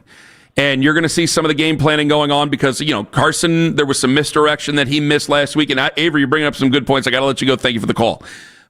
Carson got kind of mixed up against Minnesota a couple times with the misdirection. There was a couple times yesterday where he got kind of lost out there, here and there. You're still a rookie. I can still deal with it. Mason's going to have to continue to come along. Quinshon Judkins, if they put him on the field, he'll obviously come along here, hopefully. I think Andrew Berry in so many ways can save what he's doing with this rookie class. I don't think that Jimmy Haslam wants to fire. I don't think he wants to fire either of these guys. I don't think he wants to. Now, if this continues, the fever could get too big. The heat on these guys could get too big. You got to go in another season. Is this going to be something that you can withstand, or is it better that everybody makes a clean break? But you could get to the end of this year and look at these rookies, and he could very well make a case for his job. That's not what a lot of people want to hear out of my mouth right now, but damn it, it's true. Then I have to try to trust him to take the quarterback. This is my thing. I got to get back. We got to go. But, I know. Being a GM is not just the drafts. And obviously, he hasn't had the first round picks until this year. It looks like he had a good draft class. I know it didn't look that way yesterday if that was your first Browns game, taking in these rookies. But it was in Pittsburgh. There were reasons. But it's also roster management over time. How did they get caught with their pants down on the offensive line? You have had how many years to see that Bitonio was probably going to retire? We thought it might be last year.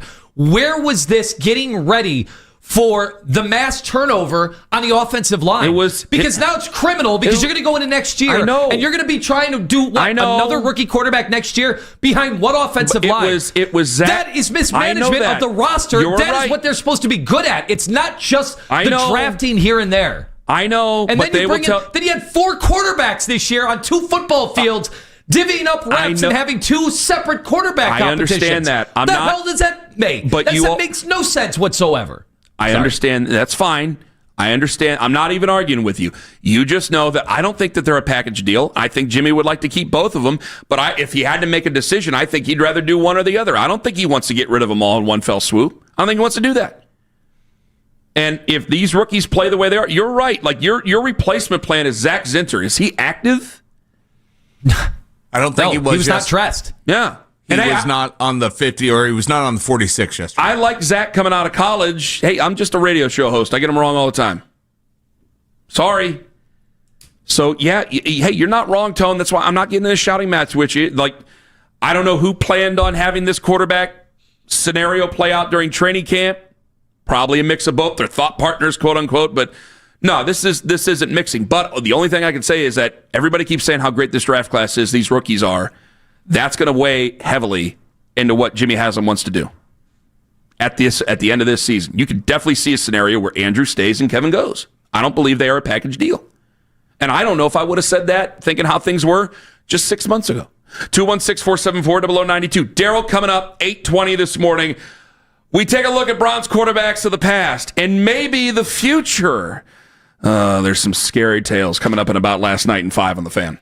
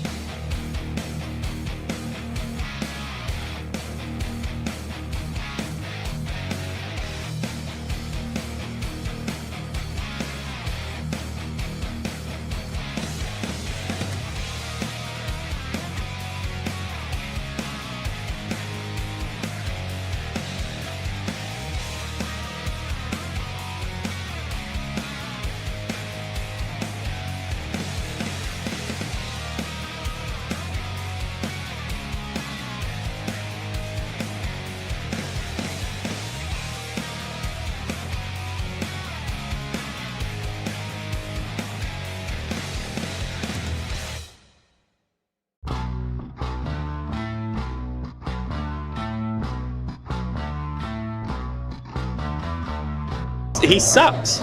He's sucked his whole career. I got rumors about him, how he couldn't please his wife, and so now he's divorced. Put a damn winning team on the field. Now the Ken Carman Show with Anthony Lima give their thoughts on what you might have missed about last night.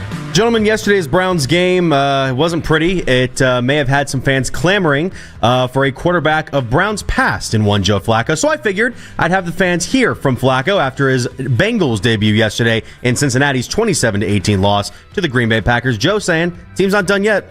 This is a long season, and I know it's easy to be down on yourself in hard times, but playing with confidence shows. So we got to find a way to kind of get some of that back, but I think we do have the ability to do that. Bengals fall to 2-4. That's somehow second place in the AFC North. Flacco started off kind of shaky, went 29-45, had 2 touchdowns in the second half, led a long drive at the start of the second half. I watched a little bit more of this game than I should have because I never thought the Bengals were seriously going to threaten. But he had a 4th down throw in the red zone that they had to have to cut it to a 1-possession game. And you're like, oh, it's still in there. And then you'd watch their tackles would get beat immediately at the line of scrimmage, and he would go down. Like, guys were also dropping balls. I actually thought he played decently well, all things considered. I will say this. What does it say about the state of quarterbacking in the NFL that Joe Flacco has quarterbacked 2 different teams in the league, and we're only in week 6. And Jacoby Brissett started a game yesterday. Mac Jones started a game. Justin Fields started a game. What has happened to the once proud NFL when it comes to quarterback play? They're on hard times, the daddy. That's hard times. He said it. I got to do. I mean, I can't help him. I'm sorry. Well, you just said everything I needed to say, so we can move on with that. Can I bring up a good quarterback into this conversation? Hell yeah, you can. It's your segment. I don't know if Act like it. I don't know if you guys and the Browns fans want to hear about this particular quarterback. Well, here's what happened yesterday out in San Francisco. But he's not going to have a chance. Oh, yes, he is. He fights through the sack. Looking for first down yard. Oh, my goodness, he's done it again. Oh, that is pure Baker Mayfield. Audio courtesy of CBS Jim Nantz. That was a 3rd and 14 that Lima calls the play of the year. MVP. Good for him. MVP. You're doing this now? MVP. You're doing this? Oh, and back me up. Come on. He's the MVP. Well, they did it, and it wasn't in San Francisco. It was in Tampa Bay, and the crowd was chanting it at the end of the game. They should have been. Right now. I hope you guys got in on it 3 weeks ago when I told you to. My bottle of Gold Bond came open in my bag, and there's baby powder all over my Baker bag. Mayfield's the MVP of the league. Ken, what's your reply to that? Great, congratulations. Did Patrick Mahomes die? Did Josh Allen just... No, they're just not as good as Baker Mayfield anymore? right now. Baker Mayfield's your MVP right now. I can accept that. Baker is what Ken would affectionately call the cat's ass. Yeah, he's cat's ass.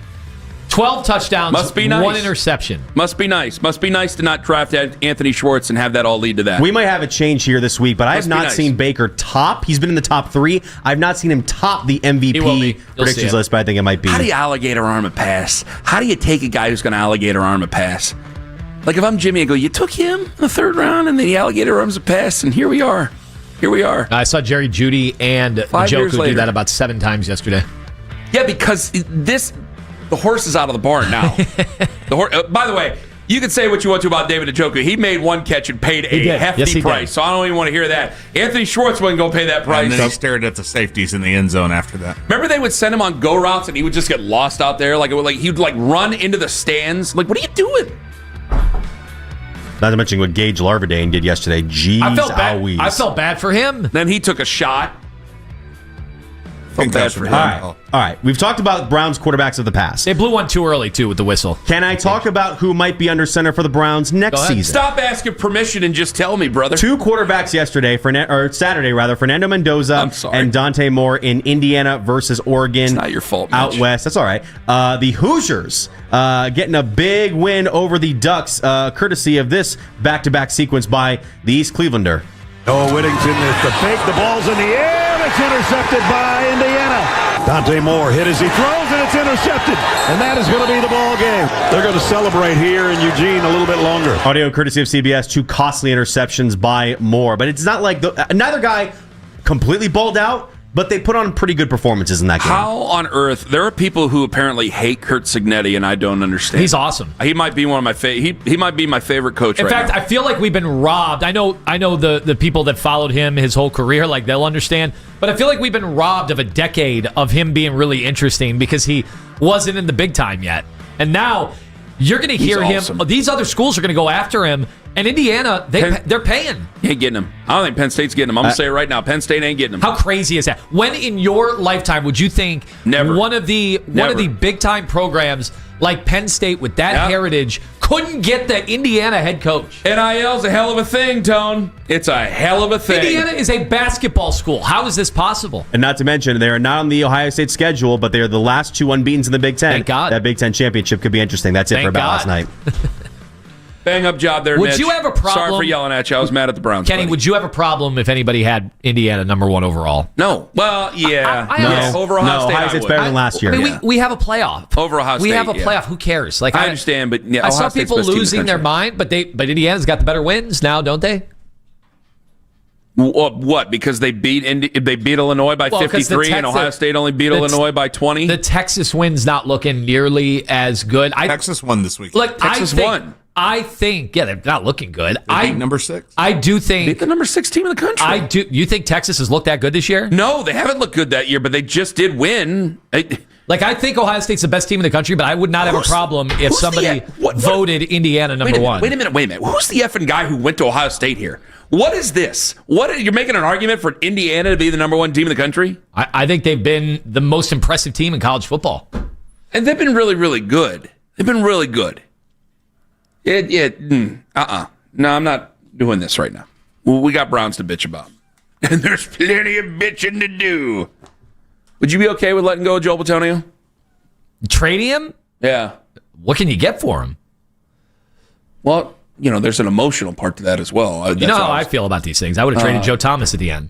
Yeah, you told him to his face, too. Could have got a first-round pick. I give you credit for that. Ken Carman, Tone Master General.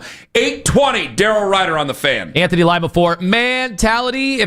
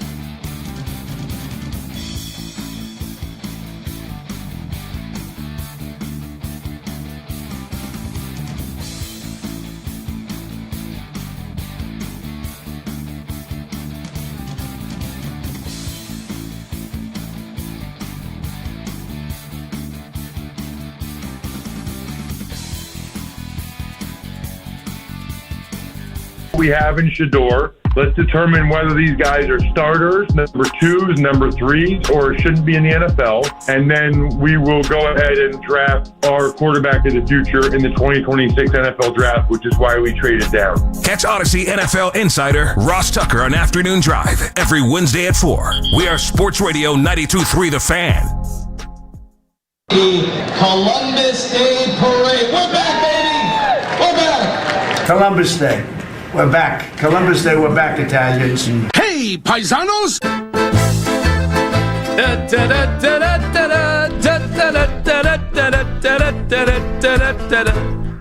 Kenny! I didn't hear that clip before. I did not hear that clip before. It's going to be a good day. Beautiful weather. Hey, paisanos! Little Italy. No, the other one where it was Lima. I didn't hear the president. I heard Lima. I was standing next to Lima when he did it, and then of course he did. Lima, as he does, we're up there at Holy Rosary Church. He turns around and looks at me right after. The Columbus Day Parade. We're back, baby. We're back. I got to go get some money out. Kenny, they tried to take it away out of our cold, dead hands. We're back. We're Columbus back again. Day. We're back. Columbus Day, we're back, Italians. That's right, Mr. President. Beautiful day. Sunshine. Little Italy. Good luck finding a parking spot. Either way. Did you text Dan? Yes, I'm waiting. I'm waiting for our reserved spots. I'll text Dan right now. We now. had 2 last year. Right after the show, parade starts at noon? Yeah. It is going to be 68 degrees, sunshine. It's how us Italians, we keep our olive oil skin complexion because we got that sun, that Mediterranean Lake Erie sun. 2-time Italian-American Man of the Year, Anthony Lima. Do you have anything extra that you have to do because of that? You know what? I don't know who won it this year. I don't know. They couldn't. They stopped nominating me. It got rid. I said he was dominating. Right. He was the Nick Saban of Italian Men of the Year. It was unfair. I mean, once Vince Cellini left town, it was over. I don't know. Maybe Camino. Get him in there. Possibly. There's a possibility. Zarella. The rest. How many Italians we have in here? Ritigliano. He's probably had it done like 4 times. He was the Anthony Lima of the 70s and 80s. It became old hat. So we'll see you at Little Italy today. After yesterday, we deserve some fun. So I know most of you have work, but if you don't have work, we'll be hopping around. We'll be mingling. It's a good time. I like to stand there as the shadow. Basically, I'm up there with a lot of Italians, and then there's me, big and blonde, usually in my Duluth Trading Company jacket. Must be nice. Yeah. Mother-in-law said no shots from Ken this year because I got to take care of the kids. What do you mean no shots from me? No shots. I've got to be able to come home and be a good father. Why don't you just do the shots and take care of your kids like Owen and I do? The shot stop you from being a good dad? I don't need Columbus Day for that, Anthony. Yeah. Must be nice. We just call it Tuesday in my house. I'll drink with Italians any day of the week. It doesn't matter to me. No, I don't need a special day. Must be nice. To drink with the Italians. Should we do a podcast later today? No, God, no. No. Subscriber only? Yeah, the last one. That probably would be. Yeah, you come to Little Italy, we'll do the podcast for you right there up close and personal. All you have to do is give me one of them Italian beers. We'll do it all day. Daryl Ryder going to join us at 8:22 this morning. I've asked the question about Miles. Miles had his, we're playing the clip of Must Be Nice because he was asked about, do you want to play that clip again? He's asked here about the Steelers defense playing with a lead. Here's Miles. Here's the question and Miles. One moment. Lead. When you watch their pass rushers able to get after it because they have a 2 or 3 score lead, what goes through your head? Must be nice. He's upset. And it was, does Miles have any right to be upset? Yeah, you got a right to be upset. You're on the football team. It's just that I'm not really bothered by it. And I would be bothered by it if he were in year 4. I'm not bothered by it. Now he had the chance to go. He did. We're in a weird spot. Like when they thought about trading away Joe Thomas, there was, I'll never forget seeing Mike and Ray walk down the hallway, and I looked at them like Samuel L. Jackson in that one. Is it Black Snake Moan? I think it is in the one movie, just staring at them, going, "Tell me you didn't do this," because everything looked like it was going to be fine, and then it wasn't going to be fine. Like out of nowhere, it seemed like they made a late push. And I know that people go, well, we could have got this, we could have got that. Now we're looking at other names. Yeah, Adam Schefter had a laundry list of names, it seemed, that could be possible trade targets. I love Joel Bitonio. I don't know what you could get for Joel Bitonio. But at the same time, this is where I'm at. My offensive line in some spots is a sieve. I think Joel, Ethan, and Wyatt are solid. Jack Conklin, I didn't think he was going to stay around. Now, he was evaluated for a concussion yesterday. So Jack Conklin probably ain't going to be around. Seemed Cam Robinson took a serious injury at the end of that football game yesterday.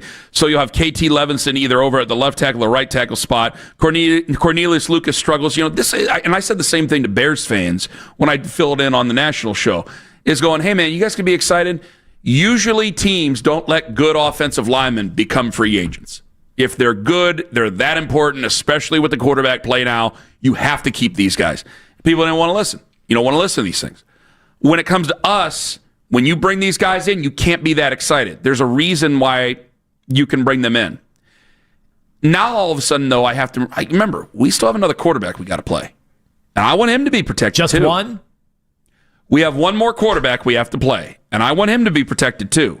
So if I let go of Joel, Ethan, or Wyatt, which are all up for grabs right now. Wyatt's in his final year of his contract. I think Ethan Posick might make the most sense because you have Luke Whippler, who does seem to do a good job, who could come in for him. I think that's their natural plan of succession. I think the most likely guy to get traded out of those three is going to be Ethan Posick. You could still make that move and still be fine. But I'm going to want Shedeur to be protected too. I want to see a good, strong evaluation. I don't want any excuses. You guys know I like him, and you guys know I'm going to want to see him. But when I see him, I want him to have a fair shot at it. Do your work, get ready for the game, go through the week of practice. I don't want you out there with, I can't say Zach Center, but I don't need KT Levinson, Tevin Jenkins, Cornelius Lucas, and now you got to deal with this. I don't know if I like that. You're going to have to play him, and if it does come down to that, he's going to have to deal with that. But I shudder at that thought. I want him to have that chance. Yesterday, it felt like the chickens came home to roost for a lot of fans because it's the Steelers. I think the people that did watch the game, there are a lot more people who said that they went out and they did other things than I thought. Oh, it was the most beautiful day of the year yesterday. I dubbed it that. Weather's been looking good here. It was insanely nice out. And it was overcast in the other places around the country, around like the Midwest and things like that. And did it's 9-3 at the half. Uh-huh. I just kept thinking, how are they going to get in the end zone? And the only way I could think of it is, all right, they got some penalties to get down the field. They're at the 3-yard line. Well, at least we have a guy that I know over the course of 4 downs can get 3 yards in Quinshon Judkins. We've already seen that this year. Uh-huh. He has been their cheat code for being able to do that because he's always falling forward. He's absorbing contact, but still keeping the legs churning. A lot of the same stuff we said about Nick Chubb. And what did they do on first down when they got down to the 3-yard line? Took him out. They took him out. Yeah. He's more like Nick Chubb than we think. Guys, that was so true. Yeah. We're saying the same things about Coach. You asked me a couple of games ago, and Quinshon Judkins had a nice start. He looks like he's a good back. But you had asked me, are we ever really replacing Nick Chubb? And I go, man, when you think about how much he's beloved here, I don't know if you're replacing Nick Chubb. I don't know if you're getting another Nick Chubb in the generation. But I'll be damned if we ain't saying the same things. He falls forward. He gets you yards. Rarely is he taking a loss. Rarely would Nick ever take a loss. You're still going to lean forward, and all right, it might be 2nd and 9, but it's not 2nd and 11. Quinshon Judkins going to do that for you. He does have speed. I know that we argued about when they were both in college, him and Trevion Henderson, and who was faster and this, that, and the other. He does have speed. He can get away from people. And I can't reason why you're down there 1st and goal at the 3 and he's left off the field. And Nathan, even during the broadcast, was beside himself about why Quinshon Judkins was. So you got people who watch this every day who are wondering, where's Quinshon Judkins? Why are we doing this? And I'm going, damn it. And I wrote it in the notes. I go, we're having the same conversation that we had about Nick Chubb. That's what bothers me. That's why, when people are calling in about Kevin Stefanski, I'm not defending it because it's the same stuff we've been saying for 6 years. It's just with different people. It can't be that way. I'm saying the same things. There's just different people with different numbers in the uniform. It's unacceptable.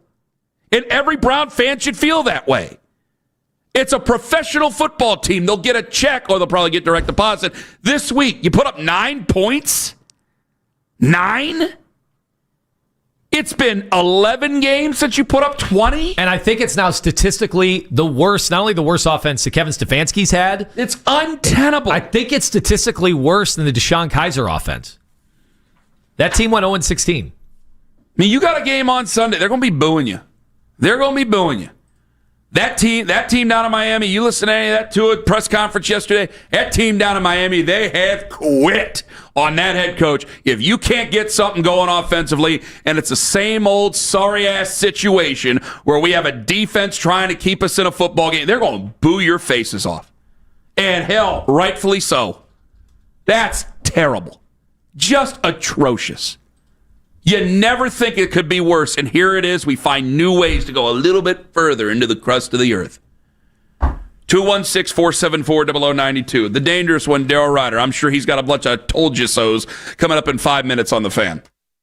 QC Kinetics, where if you are suffering from any kind of joint pain associated with arthritis, the good news is you can get all of that fixed up. Don't let them tell you, though, that surgery is your best or only option. Get a second opinion. That's what I did for my left shoulder. A couple of treatments at QC Kinetics, and then I was rearing to go. Back in the gym, not sore in the morning anymore. And as I've gotten older, none of that pain persisted. None of it came back. And you can say goodbye to all that pain once and for all with QC Kinetics. New orthobiological cellular therapies, including PRP treatments. They revitalize your joints.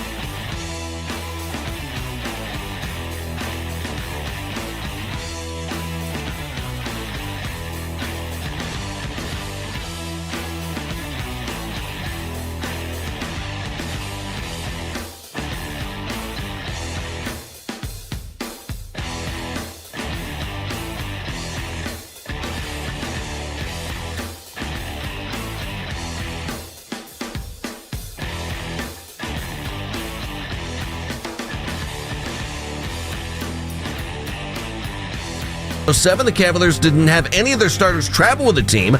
Guys who did play last night, Jalen Tyson had 16 points. Rookie Tyrese Proctor added 12. Cavs 0-3 in games that don't count. Get all the latest Browns content filtered right to your phone during the regular season by following the Browns playlist and 92.3 The Fan on the Odyssey app. Headline sports news every 20 minutes right here on 92.3 The Fan. From the University Hospital Sports Desk, I'm Jeff Thomas. Hey guys, thanks for getting me all geared up for some sloppy joes last week. So not only did I have to watch that trashy football game, I had to deal with some serious heartburn.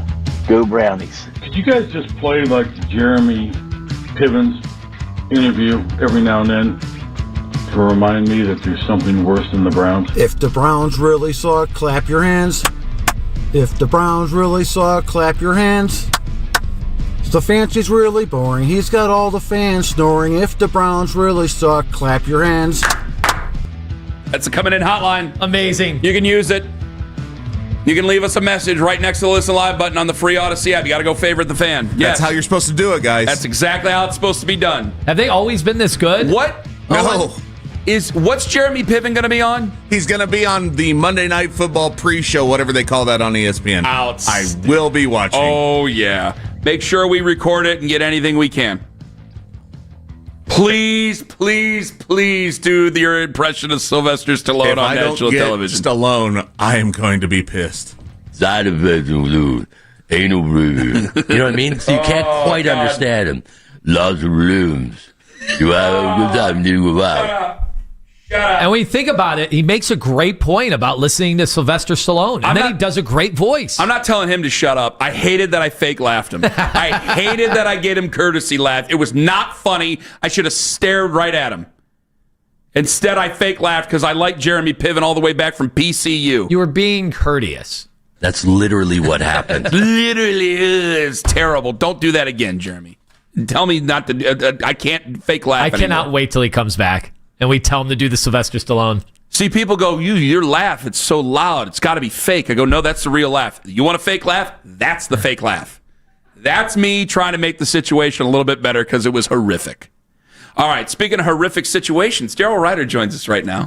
It's brought to you by Shivan Jewelers, Cleveland's premier jewelry store. Hello, Daryl. Hello, Ken. That's an award-winning segue right there. Yeah, absolutely. And I'll tell you this, you can see Daryl's glorious puss right there on YouTube Live. It's right there. You can see him as the camera's eventually going to cut in. You're on a little bit of a delay, but they're eventually going to see you and all your bobbleheads behind you and everything like that. He does post-game with Andy Baskin, too. His brownie bites yesterday was phenomenal. Brownie bites. They have brownie bites after the game with him and Baskin. So they're fantastic, and I'm sure they did a lot of hits, and perfectly so. They should. Daryl, I got so frustrated. I didn't think I was going to be frustrated, and then I started screaming at Anthony this morning because it's the same thing. It's a play. It's a play, and it's a play with different people. So, eventually, I don't know much about theater, okay? This can't be happening at McDonald Hall. Well, I'm sure there were original actors, and then it changes actors. And all we're doing is we're seeing the same bad play with different people.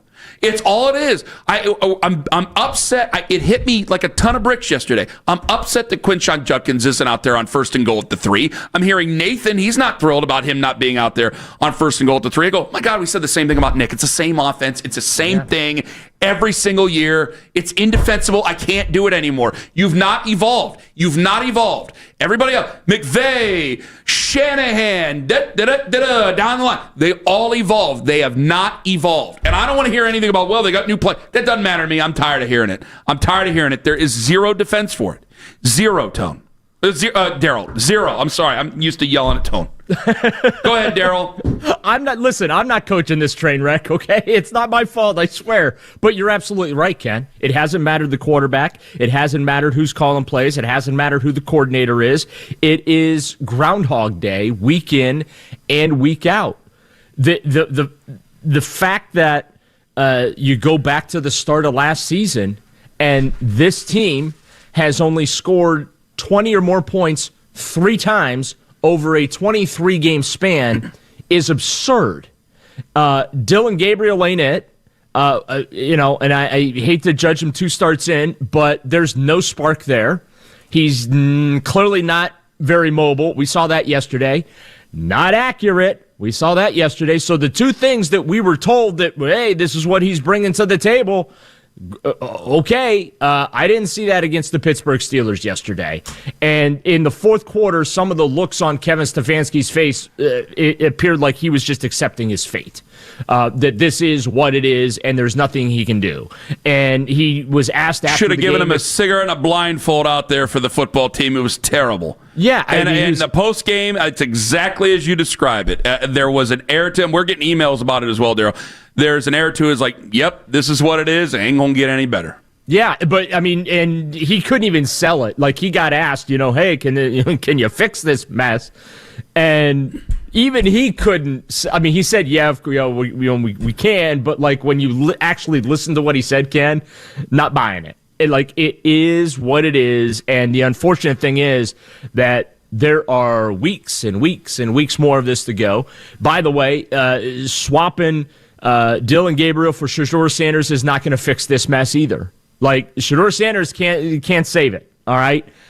It might actually give folks a little something to watch just for the interest and the engagement and all that. But Shedeur isn't going to fix this. And that's not a knock on Shedeur. It's that bad. Right now, I just don't think this is fixable. And that's unfortunate. And that's also on Kevin Stefanski. Well, Daryl, a few weeks ago, I asked you about the hot seat, and you said no chance, not on the hot seat. Are you at least open to discussing it? Because I've seen people kind of come around, and they're like, yeah, this actually could happen before the end of the season. Yeah, I mean, I don't know what good a change in season would do. And really, and Andy Baskin and I talked about this yesterday after the game on YouTube. Like, what do you do? Do you turn it over to Jim Schwartz? He does have head coaching experience, obviously, former head coach of the Detroit Lions. I certainly am not turning it over to Bubba Ventrone. Bubba Ventrone can't even coach his own special teams unit. So why am I going to turn the whole football team over to him, even though he's the associate head coach along with being the special teams coordinator? It's the language they had to put in, I guess, to get him out of Indianapolis. But yeah, I mean, you have to have a solution. It's easy to sit here and say this morning, yeah, you've got to make a change. Kevin's got to go. It's stale. It's boring. There is no adjustments. There is no adaptation to players. The personnel on the field in certain situations just is not right. Don't know what he's thinking. And then, of course, the record being what the record is, again, going back to the start of last season.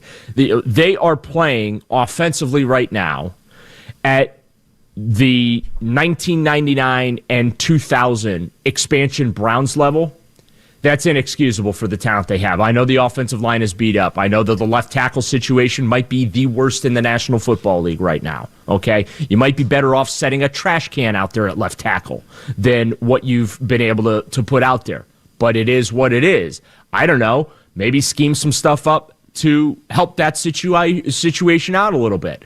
But when you don't have answers for this stuff, that's when seats start to become hot, Anthony. And I don't feel like Kevin Stefanski right now, as much as I respect him and like him, I don't think he has any answers right now, and that's his job.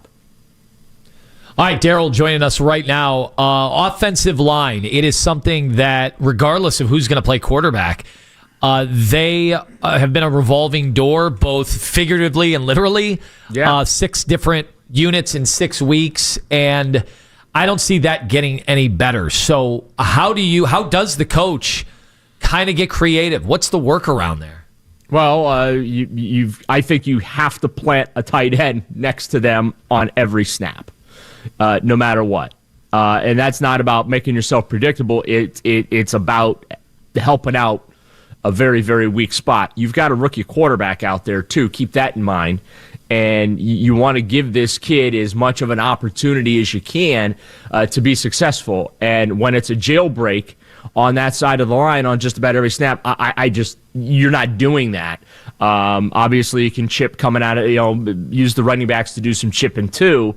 But that was really bad yesterday as far as the protection for Dylan Gabriel and giving him the requisite time, and maybe that had something to do with the accuracy. By the way, it would also help that when he is accurate, if Jerry Jeudy would catch the football, that would be great. He's the number one receiver on the team. He's not the only problem, but he's becoming part of the problem. The opening series was everything in microcosm, right? He gets the personal foul, and then he drops the football. Nothing encapsulates the season that he is having than those two plays back to back. And so you don't get to clap back at reporters when you're not doing your own job. And Jerry Jeudy's not doing his own job. And a lot of guys aren't doing their own job. And when we hear about, hey, everyone's got to do their 1/11th and just do their job. Well, okay, that's great. When can we expect that to start to happen? That's my question. Was anything good yesterday? Well, I thought the defense was pretty good for a while. It's like you said, Ken, it's Groundhog Day, where defense hangs tough for a while, and then in the fourth quarter, the late third quarter, fourth quarter, the tank starts to run on E a little bit. But I thought the defense was pretty good. Myles Garrett was neutralized. That was a little disappointing to see, but again, you gave up 23 points. The first three scoring drives of the Steelers, even though two of those were in the double-digit play variety, you held them to field goals. You're down 9-0. Like, that is a very tenable situation for any other NFL team except the Cleveland Browns. 9-0 felt like 21-0. Mm-hmm. It really did. And that's what's just so frustrating, that this offense is so inept, it's boring, and yeah, I wish I had solutions for Browns fan this morning. I don't. I am of the belief this is not fixable this year, and that's unfortunate. And it is what it is, and fans are just going to have to grin and bear it until the end of the year, whenever the organization makes changes, if they decide to make changes, and then another off-season of endless optimism and hope can begin. All right, Daryl. Well, when we look at the different aspects of that wide receiver room, that's another area where they just don't have a lot of answers. You saw the ball go off the head of, Isaiah Bond. You had the issues with Jerry Jeudy. Wasn't even looking for the ball. And again, no play encapsulates this offense better than that. Not paying attention, not understanding what's going on.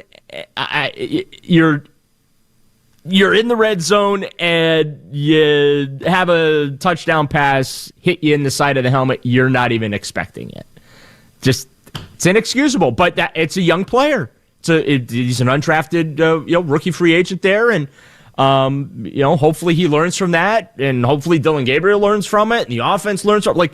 I just feel like we say the same thing every week. Well, hopefully they learn from this situation. Hopefully they're able to make some adjustments, and that doesn't happen They're all again. veterans. What are they going to learn? What are they going to learn? They're all veterans. What's there left to learn? I got one guy who's ended his career at the end of the season.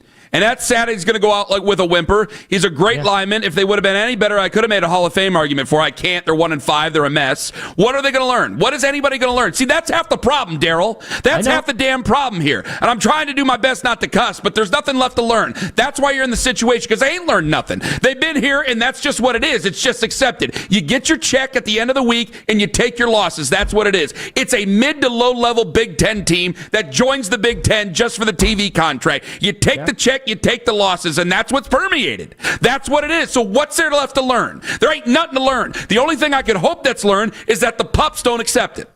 That's the only thing I could hope. 100%. That Carson Schlesinger goes, enough's enough. Like they have, like Cam Scatabo. I know everybody's talking about him, and everybody just wants us to just shut up about him in the media and the fans.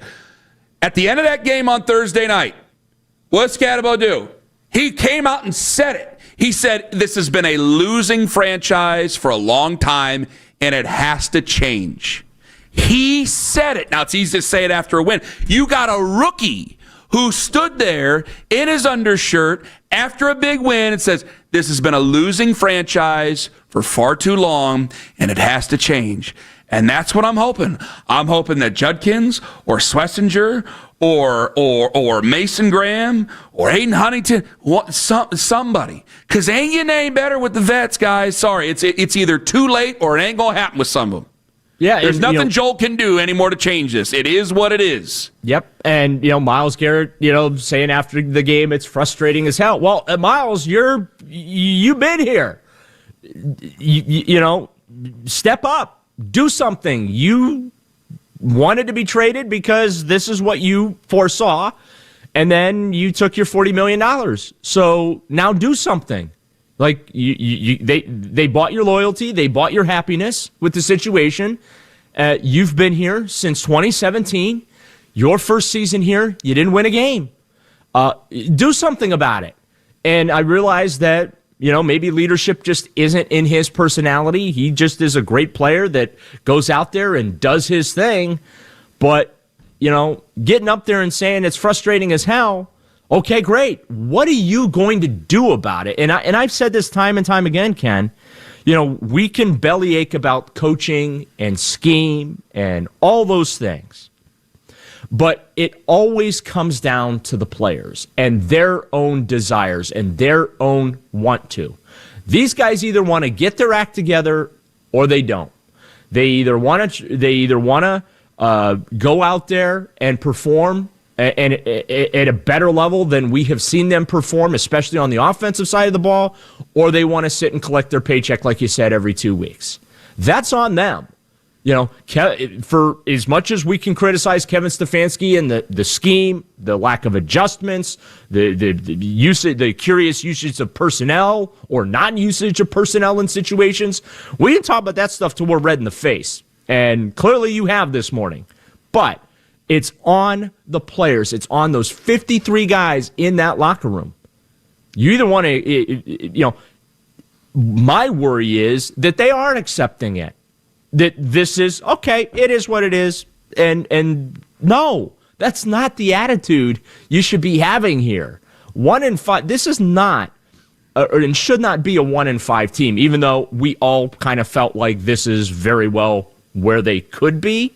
But the path to how they got here is frustrating because they shouldn't be 1-5. And if people on the field, in between the white lines, did their jobs better, they'd have 2 or 3 wins right now. And the tone of the conversation would be a lot better, a lot more positive. Your face wouldn't be as red this morning. You guys wouldn't be taking calls from angry fans this morning. But this organization, I have said this for years, this organization has a culture problem. It always has. And the only way the culture can change is if the players change it. And I don't feel like this group of players so far is changing the culture yet. Nope. Daryl, I just want to state for the record, and God Almighty, I wasn't yelling at you. I know. I appreciate your time, and I appreciate you dealing with me, and thank you very much. Well, hopefully better days are ahead, Ken, but I fear those aren't on the way until probably January. Well, great. Daryl, thank you. Thank you. You bet, guys. Take care. Daryl Ryder. He'll be with us on Friday again. I'll hopefully be in a much better mood. 216-474-0092. We going to do Lima Likes here? Sure. We have to do it. Yes. I mean, there's other things that have gone on here. I don't know how much you can like from that, but good God. Ken Carman, Anthony Lima, take us with you to work on the free Odyssey app.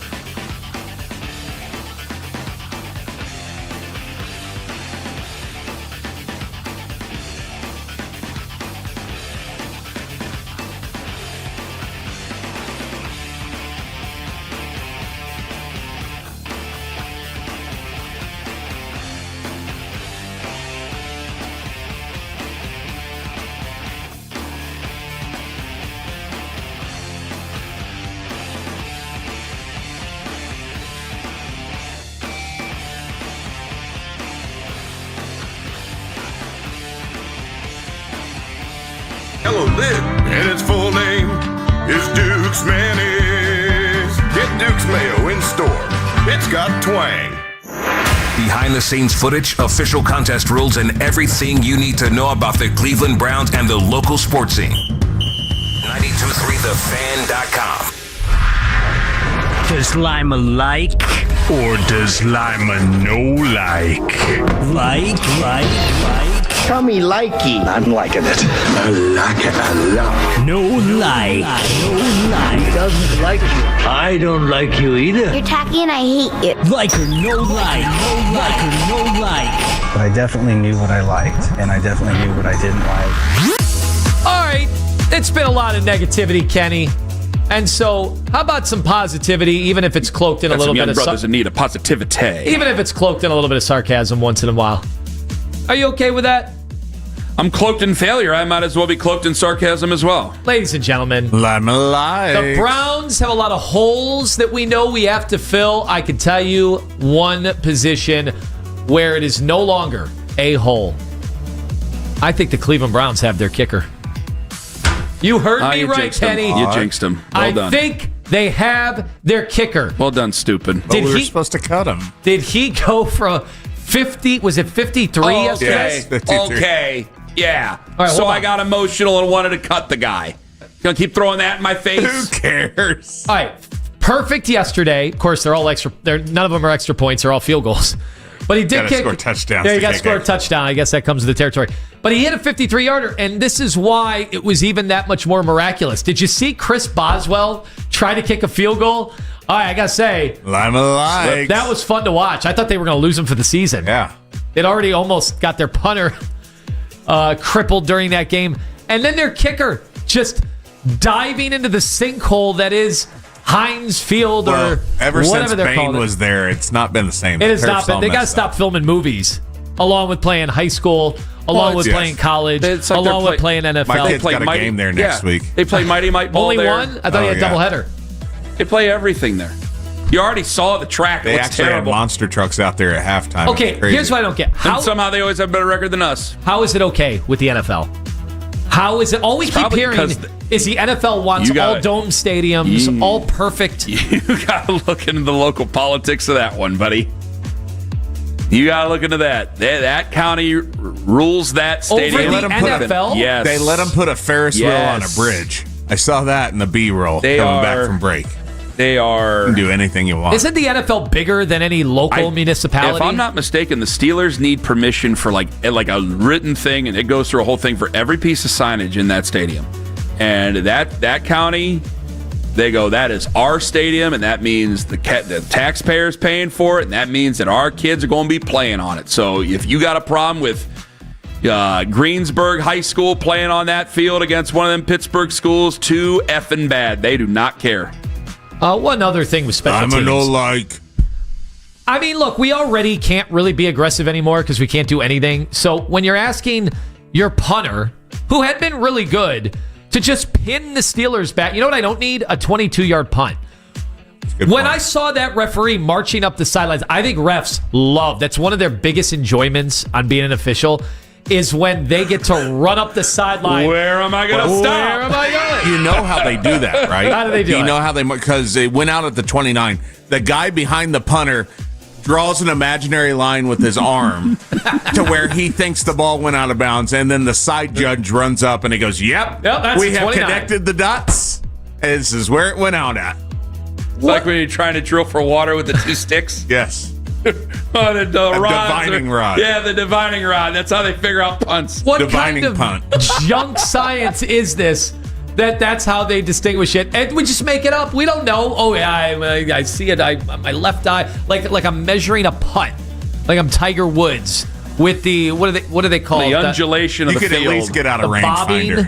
Yeah, good luck on that. That was absolutely ridiculous. Another thing that I will say, one highlight yesterday. I'm alive. Thank God Juan Thornhill dropped that interception. Oh, God, yes. Thank the Thank you, Lord. thank you, thank you, That thank to me you, was a thank you, win. thank you, thank you. That to me was Yep. a Browns win yesterday. Yep. I'm counting it as a win. We are now 2-4. There we go. We're not 1-5 anymore. Anything on Jabril with Because that? that jackass, you know what? That's another Browns win. I'm alive. That guy did everything he could to botch that game for the Steelers. Jabril Peppers. Yeah. Holy cow, was he bad. For a second, I thought you were... I'm sorry. I wasn't paying attention for a second. I'm getting a lot of tweets about the kegger now. Oh, I think a lot of people think you just jinxed him. Gotta cut him. Oh, we'll talk about that. I'll interview the guy, all right? Relax. Did the Steelers find another do-gooder, try-hard, white pass rusher? Another one, this one out of Wisconsin. Who the hell is Nick Herbig, and why do I have to deal with him? He's going to be getting MVP consideration I do not know who Nick in the Herbig next is. 2 years. I do not know who Nick Herbig is. Why would I know who that dude is? How is that guy getting to our quarterback with reckless abandon? He was better than TJ Watt yesterday. Nick Herbig's been in the league for a year Are or you so, sure right? he's a white pass rusher too? He's from Hawaii. They showed in the TV. Is he Polynesian? They showed a game in high school where he played Dylan Gabriel. He did, yeah. I laughed. I said, if part of the formula for the Been in the Browns... league for 3 years. Where you been? I've never heard of him. I laughed because as part of the formula for winning yesterday, we needed to have the best Hawaiian on the field, and we didn't. We didn't even have the best Hawaiian. Let me tell you a tale about Puka Nacua. Let me tell you a tale. Like, how do you not know? Like, okay, Puka Nacua is a bigger star than Nick Herbig is, obviously. But ask Lord, the average fan, do they know who that dude is? oh, Nick they Herbig. should. Yes. Okay. I didn't watch a ton of baseball over the weekend. But I ended up having to watch a ton of it. I know you, Kenny, what time did you film? 1 o'clock. We went on at 1 o'clock. 15 innings. Cow. They were still playing. It was at 1:07 that game ended because we couldn't do the news. So then they were like, well, I guess you can go out there and film. And boy, was I wanted both teams to lose. I was so pissed. Oh, yeah. Well, did you know about the curse, the Guardians' curse? What's and the that? Tigers are the latest victim. For the past 18 years, no team that has eliminated the Guardians from the postseason has advanced to the next round. Boom. You're Boom. I didn't know that. So you might beat us, but we're going to have the last laugh. I was happy for Seattle fans. That's it for Lima Lights. Outstanding. I like Seattle. Good sports town. Good sports fans out there. It's way out there. It's an outpost, but there are good fans out there. I had a lot of people telling me to calm down. I looked at the chat. A lot of people told me to calm down when I was yelling at Daryl. Like, Ken, you're going to give yourself a heart attack. Calm down. Guys, if I calm down, then the real problem has begun. Ken Carman, Anthony Lima, take us with you to work on the free Odyssey app. All right, I tell you about the young.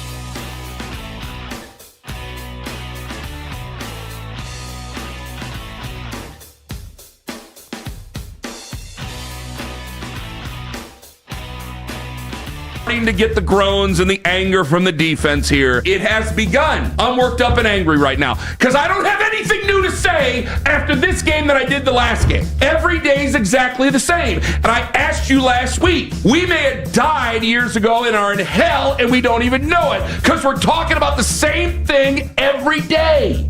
And we're looking for the same people every day. And they ain't walking through the door every day. It doesn't change. The same sentences come out of my mouth every morning. I have something new to say. We're looking for a winner. Enter the code word SPIRIT at 923thefan.com before 10 a.m. Your chance to win a pair of tickets to see Rush 50-something tour September 17th and 19th, 2026 at Rocket Arena. Tickets available at rocketarena.com. It's all from Live Nation and Sports Radio 923 The Fan. That's Spirit. Now, was that yelling this morning or was that with Daryl? That was this morning. That was with this like morning. First segment. Okay. Remember when you got all red-faced then, too? Yeah. You got red-faced a few times. I didn't think Kenny was going to do it because I was on my way in today. I didn't feel like doing it. And that's the thing. I didn't feel like doing it. How are we going to get real emotional about this being the same thing every year and now every week? But Ken brought it up last segment, and Ken, you're absolutely right. You're yelling because you still care about the team, because you still care about the wins. And when that changes, watch out. I'm not going to do... Okay, I'm not going to mean to take shots here. I'm not going to let the failing win. I'm not going to let it beat me. I think that there's been a lot of guys who have done this before. And I'm going to take a shot. I'm not trying to take a shot at guys, okay? I think there's been a lot of guys before who have done this in this city, and it hasn't been good. And I think that they just protect themselves. So they go straight to they went to a point of protectionism to their own feelings, Anthony. And so they go straight to cynicism, negativity, and I don't want to be that way. Because then if I continue to be that way, then I can't understand the enthusiasm that comes with the fans when they win. It's not about the team as it is as much the fans, guys. Teams, guys on teams, they come, they go. And Lima and I have been blessed to forge some nice relationships over the last 14 years with guys on all three of the teams here, but it ain't about them, it's about the fans. When they made the playoffs in 2020, I didn't get emotional over them, I got emotional over the fans. That's what we get emotional over. And if I start to just not care, well, one, that's not a product for you. Because if I don't care, then you're going to go, well, the guy who has a microphone doesn't give a bleep, so why do I even care about him? And why do I even care about them? So if I stop caring, then that's bad for everybody, and that's bad for me, certainly. And it's bad for the feelings I have towards this football team and towards the baseball and basketball team whenever they struggle, but they don't struggle nearly as much as the football team. So if I give that up, then what do I really have left? Because the job is a fun job to have. I've had to work for a living, really work and sweat my ass off for a living, and I've got to do this. I can't turn this into some sort of a punishment, but it's about the fans that I get excited about and upset about. Because yes, you absolutely deserve better. And it's not I'm not trying to kowtow or any of that sort of stuff. It's not the pander bear coming out. I'm just telling you the truth. I'm just telling them the truth. And even the guys who would call me the pander bear feel the same way. Even the guy sitting across from me who makes fun of me for this stuff would feel the same way because he felt the same way when they made the playoffs in 2020. So I can't let it hit me that hard to where I'm quiet and I don't care anymore. I can't do it. I won't allow it. Because someday I have faith, some way, somehow, even by accident, it might get better. And if it does get better, I want to be able to recognize it and enjoy that ride. We've tasted the playoffs. I've tasted the fun with the fans. I can't have it anymore. I know I can have it again, but I'm not getting it right now. And all I can do is get loud because that's who I am. All I can do is get emotional. Because you guys are saying, Ken, you're going to have a heart attack. God, Ken, you're beat red in the face. Yeah, I'm beat red in the face. I'm beat red in the face. Because this is hell. This has turned into straight hell. Everything about this has been bad. Okay? I mean, I've been down this road many times already, and that's part of it, is that the same, you just played it, the same sentences are coming out of my mouth. You have a quarterback, nobody wants to see him. And when you talk about playing the guy, it's a threat. It comes off as a threat to the fans that he'll play for your football team again. I have a guy who lives in San Diego who doesn't seem to answer for any of this, ever. At least Andrew and Kevin got boots on the ground here. Okay? I can ask. Andrew will let me go in and ask him questions. Kevin more than sir. That's half the reason I feel so damn bad saying these things. I've had guys certainly cut me out before, and we've had problems together now, haven't we? It's been well documented. So, yeah, it's a problem. I do think they're good people. I do think they're good guys. And it kills me that it's going this way. But it kills me even more that I'm getting texts of going, why are you even upset? Why even bother? They don't deserve it, Ken. Why do you do it? I'm bothered that there's kids walking around. I'm getting texts from my buddy Eddie. There's kids walking around at some festival and none of them care about the Browns, not wearing anything. I'm getting bothered that you walk around and everybody else is out and about and they don't seem to care. That's my problem. That's my problem. You marched on the steps of City Hall in 1995, and here we are 30 years later. It's been 30 years, and here we are 30 years later, and people are just saying, why do you even bother? We went from marching and protest in the streets over a guy taking the team to this. There's no way in hell any of them people who were standing there doing the guillotine to Art Modell ever thought we'd be here with this. And here we are. So, damn it, I'll yell until I ain't got a voice left no more. I'll continue to do it, because if I don't do it and you don't do it and anybody else here at the Fan don't do it, then it's just going to go away. And that's when they should be really concerned.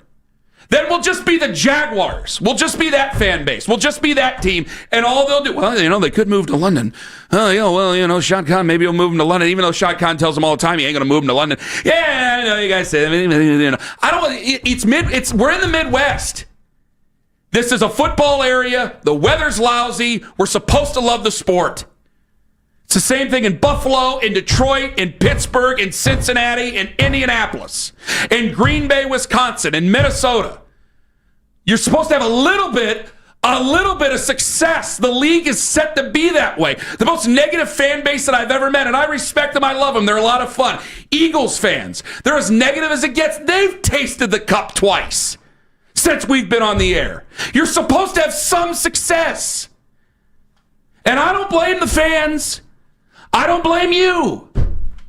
Because it's been the same thing. Because when we were with Daryl just a moment ago, and I'll shut up after this. I'll try.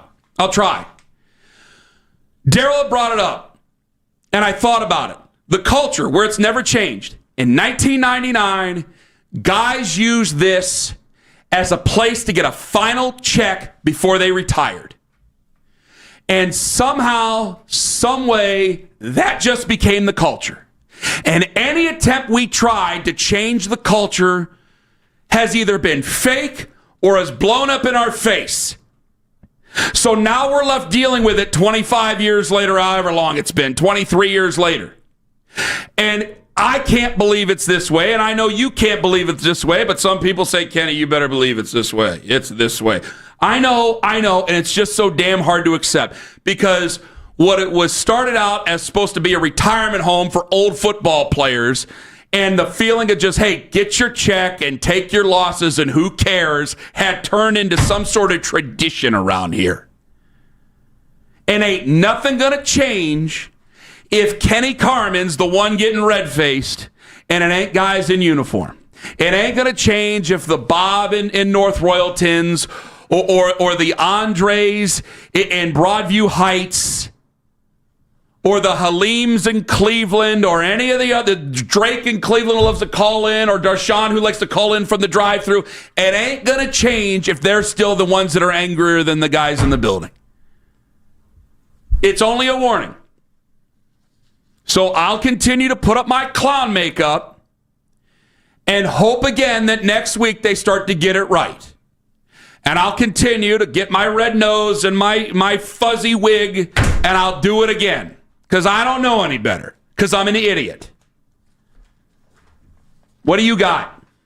Well, it sucks, Kenny. The whole thing sucks because I actually thought we can joke about the laser beams, laser eyes, and all that.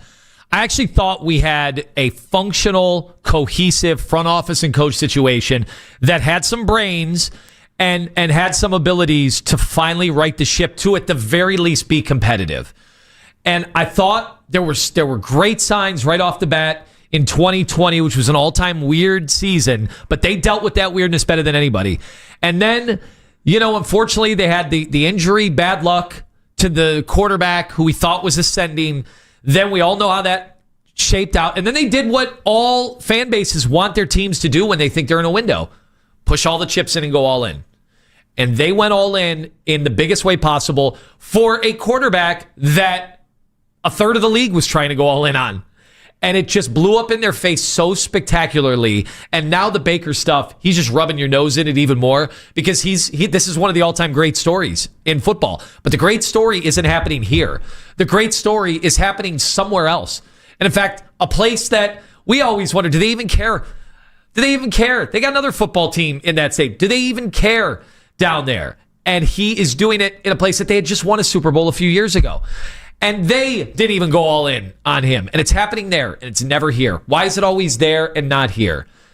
And that's what's so hard about all of this, is that yesterday, it feels like that was the bottoming out. You went on the road against, everybody has a Steeler fan in their life. Everybody has a Steeler fan in their family. That's what's so hard about this rivalry when it's been so lopsided over the years. It's why it felt so great that we had the head coach that finally overcame it in 2020. We had ended Big Ben. We had ended that run over there. That's why it finally felt good that we were going to have bragging rights, that we could finally put up a defense. We could put up a fight. And then we had Myles Garrett in the rivalry do something that everybody in Cleveland was like, yeah, they're the cheap shot artists. We finally gave them a dose of their own medicine. And here we are. How cyclical is this, that we're sitting there in Pittsburgh as usual, where it seems like it bottomed out? Now, in the past, coaches have not come back from Pittsburgh. Kevin Stefanski is back. At least we think he is. So it just was so hard yesterday because I think there's a lot of apathy going around, and it was that team again, and they were waving the terrible towels yesterday like crazy, playing renegade, and TJ Watt, who decisively had lost the battle against Myles Garrett decisively over the last few years. What happens yesterday? TJ Watt outplayed him, and it wasn't close. Sucks. It sucks. And it's hard to ask the fans to keep carrying the rest of the year. Outside of Shador, it's hard to ask the fans to spend their hard-earned money. You seen the ticket prices? The rest of the year for the home games, it's a joke. It's a total joke. The stadium's empty. They didn't even sell out the opener this year. So a lot of fans already knew. They were quick. They were quicker than the maybe vaunted Dolphins are coming to town. Right. That'll change it. They were quicker than I think even the media was to burying this team. They didn't even sell out the opener. When does that happen in our lifetime? It's crazy. 216-474-0092. I'm going to get to all you guys on this because I'll go hoarse if I just keep talking, and you guys don't want that. So I'm going to get to you guys. We have on Columbus Day. If you call in to say that Kevin Stefanski needs fired, the rule continues. You're more than welcome to say it. This is a free forum here. But you have to say there has to be a plan to get it better. We got to do something to make it better. We can all complain that it's bad. We got to do something to make it better. Ken Carman, Anthony Lima will also go surfsiding with the Cavs coming up. KC Roofing. KC.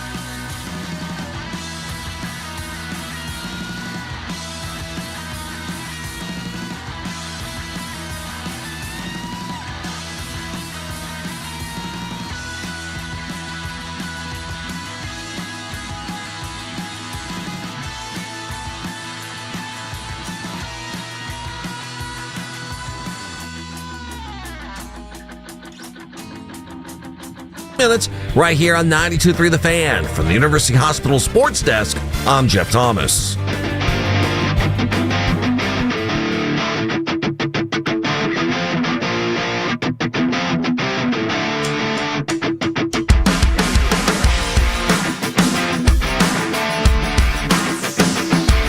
You watch their pass rushers able to get after it because they have a 2 or 3 score lead. What goes through your head? Must be nice. Yeah. Browns and Dolphins on Sunday. There's a chance to win, brother. Must be nice. I thought that was you laughing at first. That was actually... Guys, the Browns are favored this week. Who in the fan base thinks they should be favored over anybody after the way they've played so far? When you stop fan base and just do the F part, it sounds like you're going to say something else. Yeah. Must be nice. Oof. Amazing. Absolutely amazing. There you go. Outstanding. Do you want to Surfside real quick with the Cavs? Yes, Let's absolutely. Let's Surfside it up real quick. Surfside Cavs update brought to you by none other than Surfside. So yesterday, obviously, drink. They didn't bring the starters. So you're just really paying attention to Tyrese Proctor, the rookie. He did go 2 for 9 from 3. His shot is going to be a work in progress, obviously, but also Jalen Tyson, who's been doing a lot. I'm excited about seeing him, and I told you, having a little bit of a longer alternative when it comes to their lineups. Yeah. I'm sorry I'm laughing. People are calling each other dumbass in the live chat. Oh, yeah. Sorry, go ahead. Let me get in Just on that. all caps calling each other dumbass. Go to our 92.3 The Fan YouTube page. You can get on the chat. Call everybody a dumbass. But do you guys realize that the NBA season starts next Wednesday, and no Darius Garland to start out, even though he's looking better and better, and maybe returning a little earlier than we had thought. You know, the hockey started last week. Yeah, it is insane. It's amazing how these sports seasons, they come to an end and then they start again. It's also, think nuts. about it. We are thinking about the Cavs playing at least till May this year. Now, you got to actually win multiple series to do that. But we are in October. October 13th, we're talking about the start of the season, of which we think, we hope they're going to be playing until at least May. Now, I said we're basically the Cavaliers are the Ravens of the NBA, where people don't care as much about the regular season. They just care about the playoffs. I pray to God that our regular season don't start the way that theirs did. Because does it make you feel any better that they're 1-5 as well? And that's a dead franchise too? That's a dead team? You think Lamar ain't bringing them back from 1-5. Lamar's great. He's an MVP. He ain't bringing them back from 1-5. That's too much. He can't make them play better defense. But why? What can Lamar do to help that defense? Is it because you don't think they can catch Pittsburgh? There's nothing they can do to catch Pittsburgh? No. I mean, they're 1-5. Pittsburgh lines up and beats the teams that they're supposed to be. See, this is the type of year, this is what's going to highlight what Mike Tomlin's really about. This is the type of year that highlights how good Mike Tomlin is. Because over the last how many years, we've seen some juggernaut regular season teams. This year, there's a lot of teams just struggling. Just a lot of teams. Kansas City, they look like they're back on track. That was a real nice win last night. I don't like what happened at the end of the game. That wasn't Juju Smith-Schuster's fault, but whatever. That was a really nice game last night. They won. And because of the injury problems that the Chargers have, you're kind of waiting for the other shoe to fall with the Chargers. I know they went and they got a win yesterday out in Miami. You're kind of waiting for that shoe to drop. And then if you look around the AFC, again, you got injuries in Baltimore. You got an injury in Cincinnati that holds them back. They're 2-4, I beg your pardon. Indianapolis is 5-1. Daniel Jones is playing well, but I don't think Pittsburgh is going to be afraid of them. Pittsburgh just lines up and beats the teams they're supposed to beat. They lost at home to Seattle. Seattle's a pretty good football team. They lined up, they beat the Jets. They lined up, they beat New England. They lined up, they beat Minnesota. That was a tough win. They lined up, they beat us. Mike Tomlin's going to show off this year. Yes, Owen. Was that our Surfside Cavs report? Yeah, I'm sorry. I didn't mean to do that. It was. Surfside That's exactly what it was. Damn it. I thought that was an easy transition. I forgot. Excited we are about the Cavs season. By the way, I'm sorry. You get ready. I thought that was an easy transition, and I forgot. You get ready because Keith just informed me that their home opener, because the Cavs play the first 2 games on the road, their home opener is going to be at... the Steelers? They already had theirs. The Lamar Cavs. Jackson's playing point guard. At 7 o'clock at night is their home opener on a day the Browns will have just played the Patriots, and Drake May, who is playing some of the best quarterback in the NFL, and Mike Vrabel coming to town. Can I say one more thing now? Go ahead. Mike Vrabel wasn't going to be here. You want to have that argument now or later in the week? I don't even think it's an argument. I agree with you. Okay. I don't think he was taking the job. No. Nope. I don't know if he wasn't offered it or anything like that. But people are like, we can't believe we let Vrabel go. He wasn't going to take the job if it were offered. He wasn't going to do it. No. Nope. Not at all. 2 reasons. One, I do think that Mike Vrabel is a good man and loyal to Kevin Stefanski. They're buds. 2, I think he probably felt that there was a better opportunity coming down the road, and it was probably a short ride down that road. 3, guys, if you guys all have no faith in how this football team operates, that guy got an inside look. He got a full year to look inside. And remember, he got to see it and see it actually come to fruition, because he started as like a helper, as an analyst helper, and ended up basically being your offensive line coach the O-line, because the guy we hired can't do it. Yeah. Think about that. Yeah, sign me up. Sign me up for the here. Thank you. Give me a pen. Coaching tight ends. Yeah. By the way, Vrabel, Neil Cornrich, client, is his agent. That's right. Oh, wow. Okay. 216-474-0092. Let's go to Wade in Cleveland. You're first up on the Fan. Hello, Wade. Hey, how you doing, Ken? You doing calm down? No. Who knows? Who cares? You don't care. Yeah, okay, yeah. I'm like you. But yeah, like I say, I think it's time for a change. Because like you say, and the reason being, because he's too predictable now, man. He's not creative. I want to see a young, creative, genius, offensive-minded coach. Okay, and like I said, when he had the 11-5 season, he was a good coach then, but that then came and gone. You understand? And like I said, y'all talking about the play where we was down there and we threw the ball 3 straight times. What about the time when you understand? I don't. When he didn't call timeout. Whose fault was that on the delay of game? When was that? Remember that play? When was that? On the delay. Was that in the fourth quarter? Game. Was that in fourth quarter? Yeah. I stopped taking notes. I was sick at that time. Yeah, he should have been running down the sideline, calling timeout. You understand? Instead of us going forward, we started going back. He knew how the game was ending. I don't think he was wasting his time running down the sideline. I'm sorry. You're right. Thank you very much, Wade. Thank you very much. Thank you. Dan's calling me now. I'm not allowed to answer on the phone. We're doing the show. I think he butt dialed Dan. We got our parking spots. We've got a lot of Yes, we're good. Oh, guys, Columbus Day. After the show, we'll be out there. The Columbus Day Parade. We're back, baby. We're back. Columbus Day. We're back. Columbus Day, we're back, Italians. Hey, paisanos.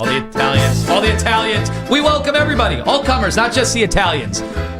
Not just the Italians and their olive oil skin. Don't say the other one. You got to dump it. I don't care if you're Italian Man of the Year or not. You got to dump that. Can't say that one? No. You are the Johnny Fontaine of... and I didn't get the part. And I've had them all. Scotty and Lorraine, you're next up on the Fan. Scotty, my man. What is up, Scotty? What's up, my man? Listen to me, Kenny Carman. Yeah, Scotty. Oh, hey, you're not taking anything against Andrew Berry. And he hasn't drafted or traded for a real wide receiver. Yeah. Well, you didn't hear me. Scotty, if you think I haven't ripped Andrew Berry at all, you just aren't listening at the right time. It's a 4-hour show. I'm ripping Andrew Berry because you're ripping a lot of things. Yeah. I'm ripping a lot of things here today. Ripping lids off. And Stefanski's not good right now. No. But what wide receiver has he brought in here? He did bring in Amari Cooper. Old news, I know, but it's still there. Guess what? Guess what? He got old. He got old. He was slow. And he sounds about right. Ended up not being good. And, you're not ripping Andrew Berry. I think... Hey, buddy. Scotty, babe. Scotty. I'm sorry. Guys, it's too early in the morning Scotty, for that stuff, man. That Don't wasn't do my that. fault, it won't be in a Scotty. half hour. We're going to get going. Scotty, I didn't mean to give you that. Reckless speculation. Scotty, my man, cold shower. that was Owen. I'm sorry. You want me to rip Andrew? Go I'll see rip us on Andrew. top of the hill. We'll have more. There's more where that came from. There, Scotty, don't you dare pilot that vehicle yourself. I will. You want a rip Negroni? Andrew. You want me to rip him? I'll rip him. Fine. Here we go. The big Andrew Berry rip. The big from Andrew Ken Berry Carman. ripping. Who's the quarterback that you have? Who's the quarterback? Wait a minute. Excuse me. Again, who's the quarterback? Which one of the 7 this season would you like to name? There you go. All I need to say is this. Who's the quarterback that every time you say his name about playing for your team, the fans take it as a threat? And who led the charge? I know he the one who said, let's just go ahead and give him guaranteed money. Who led the charge? Okay. That's all that needs to be said. That and somebody gave me a list of the cavalcade of guys that aren't good. Yeah, I know. But I'll let you guys know right now, I don't think they want to make serious big changes. So this is counterintuitive. If you guys really wanted him gone, I wouldn't want you to do this. Don't do this at all. But you guys would have to hope that the rookies start looking like garbage. And you don't want that to happen. You want something to look forward to. When you go and get rookies next year, you want to be like, hey, we got these guys here. They're pretty damn good too. You want to do that. But if you want that guy gone, you want to make sure of it. I don't want to do that. I don't want to do that at all. But yeah, Kevin's the one in charge of the team. If you give me enough time, I'll find a way to rip just about every one of them. I like them as people for the most part. I don't think there's a person in the building I don't like anymore. Used to be back in the day. That was a time. Get the Chuck in Cleveland. You're next up on the Fan. Hello. Yeah, good morning, guys. Listen, I'm thinking Stefanski is fine. I don't know what the problem is with Gabriel, but it seems like to me, I don't know. Do you think he can see downfield?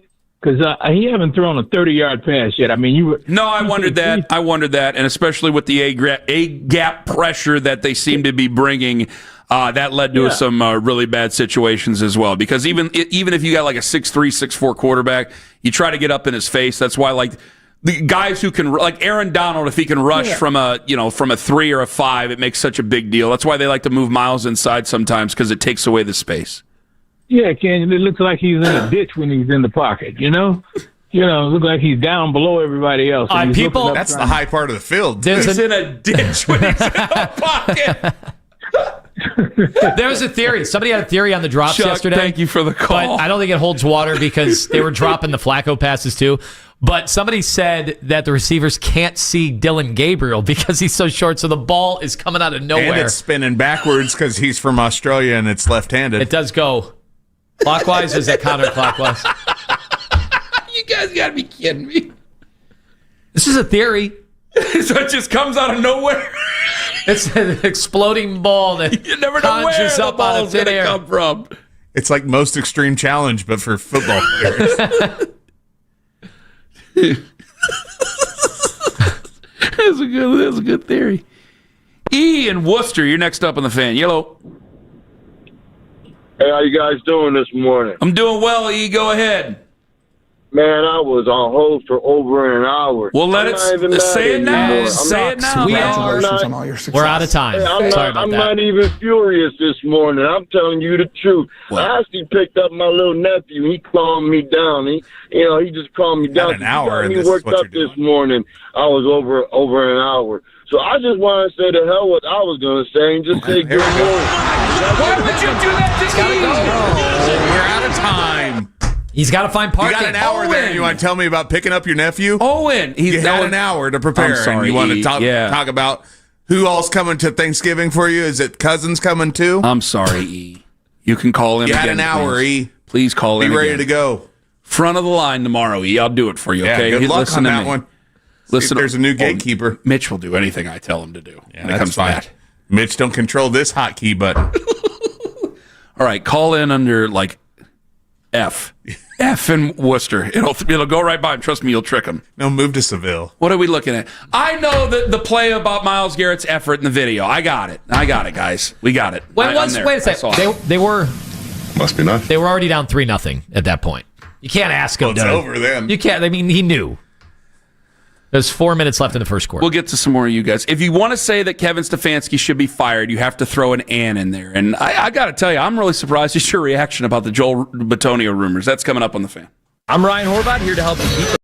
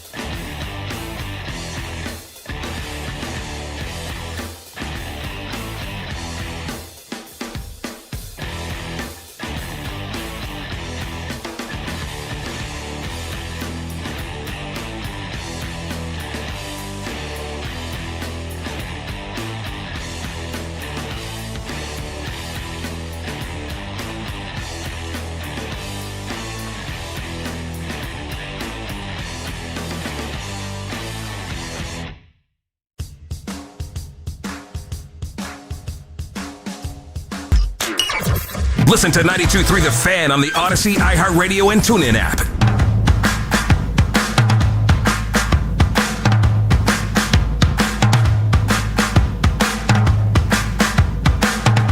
We're not where we want to be. We understand we had a tough start schedule-wise, but no one cares. You're, 1-5.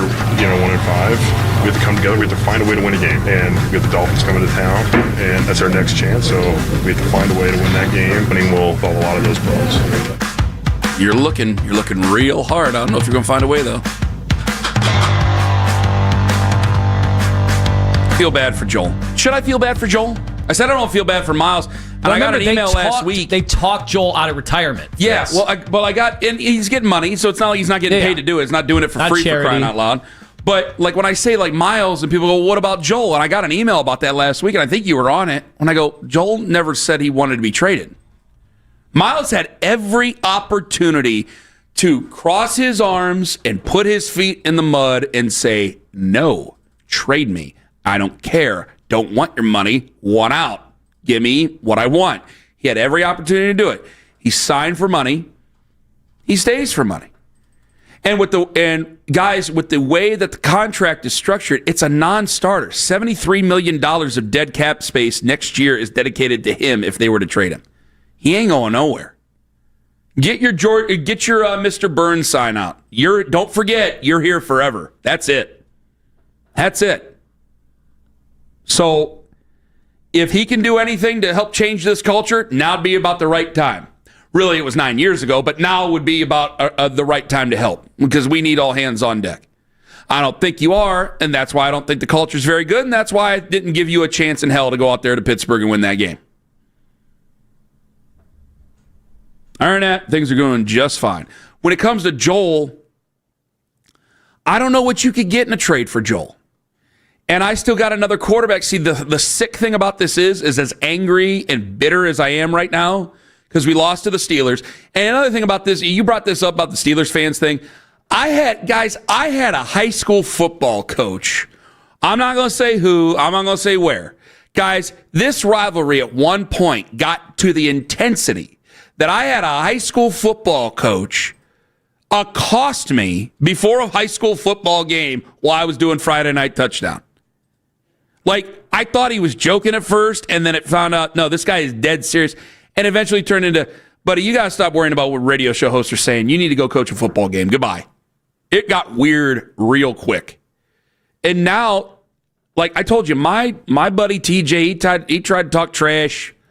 Was that Thursday? He tried to talk a little trash on Thursday, and it just washed over me. I wasn't bothered at all. That's the worst thing ever in this rivalry. When he didn't even really try to poke me and dig in on it. He didn't do it. Like, did I the got my other buddy Matt in Streetsboro. He's a big Steelers fan. He didn't say nothing to me. Other than they got what they wanted in terms of the Myles Garrett versus, if you believe in the one-on-one thing, TJ Watt.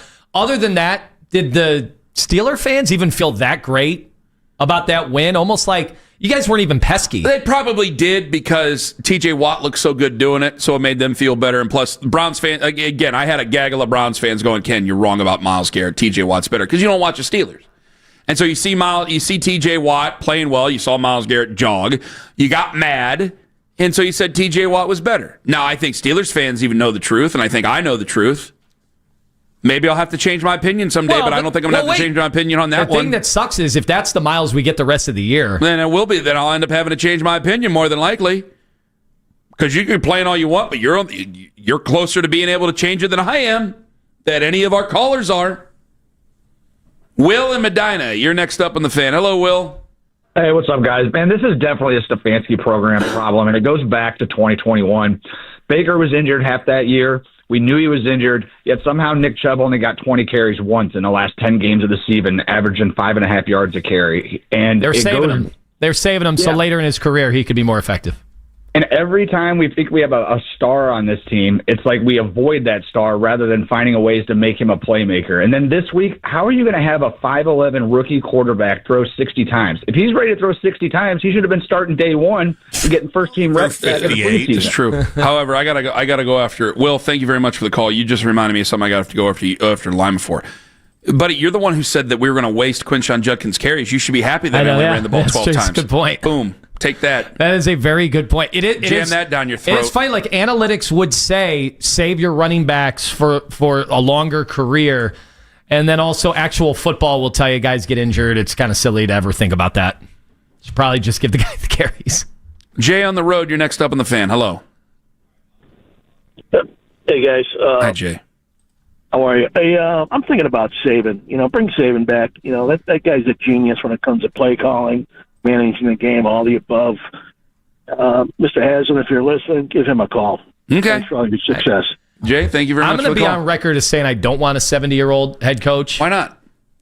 Who's better, the 70-year-old or the 40-year-old? I know. Who's better? On record is we need an offensive play caller, not a defensive. Yeah, that's part of it too. But boy, we're gonna have all. That's pretty ageist of you. It is. 70's the new 60. I don't know if 70-year-olds should be coaching, major football. I think especially ones that are worth. How much money do we think Nick Saban is worth? Do you think you're going to be getting? This is not the day to make that statement. You need to make this statement on Wednesday. This is right after they just lost to the Pittsburgh Steelers and didn't look terribly competitive doing it. And I think a lot of people just line up for the 75-year-old guy or however old Nick Saban is over the 40-something. Hell, I think they take Belichick. I'm not going to go that far. I think they would, probably. That's pretty nuts. No, that's pretty nuts. Especially if we get his assistant in town. Which one is that? She could be fun. I did see a video of John Gruden talking about the Browns yesterday. I'm not trying to plant seeds. All right. I know, but I told that call. I don't think, when you're in a lawsuit with the NFL, I don't know if you want to be a head coach again. Like Brian Flores became an offensive defense coordinator again. Over. I don't know if you're going to do. No, it's over. But I don't know if he's got. And maybe Gruden. I don't think Gruden's done coaching. I just don't know. I'm not getting the sense that it's in the NFL again. I think he gets a lot of that stuff from these college teams that would love to be around it again and do it again. I think he's a coach and he wants to do it. I don't know if he wants to do the NFL thing again. It's not over. It's moving closer to trial. I thought it was over. You guys told me last week it was over. Because I told you I played that Trey Wingo clip, or I had you guys watch that Trey Wingo clip, and Trey was talking about it like, oh, this is going to get interesting because John Gruden's mad and he don't give a bleep about anything. An article from the Associated Press. Okay, I thought I wasn't crazy yesterday or last week. I don't know what's going to be in the NFL. I did see him talking about the Browns yesterday. Can't help but get excited. Then I watched that other video that I had of him with all the college quarterbacks. I'm just trying to put the boat in the water, get you guys excited about coming in here. Not going to do it. Split right double. No, I'm not doing it. Come on. Trent Dilfer, you interested? He's available. No, God, no. I am interested in having him as a guest. What about again? All right, we can get him and Mike Lombardi coming up in a few weeks. You can't deny both are good guests. You cannot deny. They are good guests. I see a lot of Lombardi trashing. The guy he makes me laugh on the radio. I'm sorry. He's very good at it. I don't know if any of his takes hold up. There's a lot of guys who despise him. Yes. And they have been waiting for the chickens to come home to roost for a long time, and they are really, really, really enjoying this. I know that they are always on the go. All right. Thank you. Have a great day, everybody. Go Cavs. Season starts next week. Go Cavs. Thank you for paying attention. God bless. Have a wonderful day. Sure that you're not booing, but you clap. Hey, sounds good. Where's your entourage now? Cool, I got on the last show. Loser town, loser fans, and you guys are a loser show. The Columbus Day Parade. We're back, baby. We're back. Columbus Day. We're back. Columbus Day, we're back, Italians. Hey, paisanos!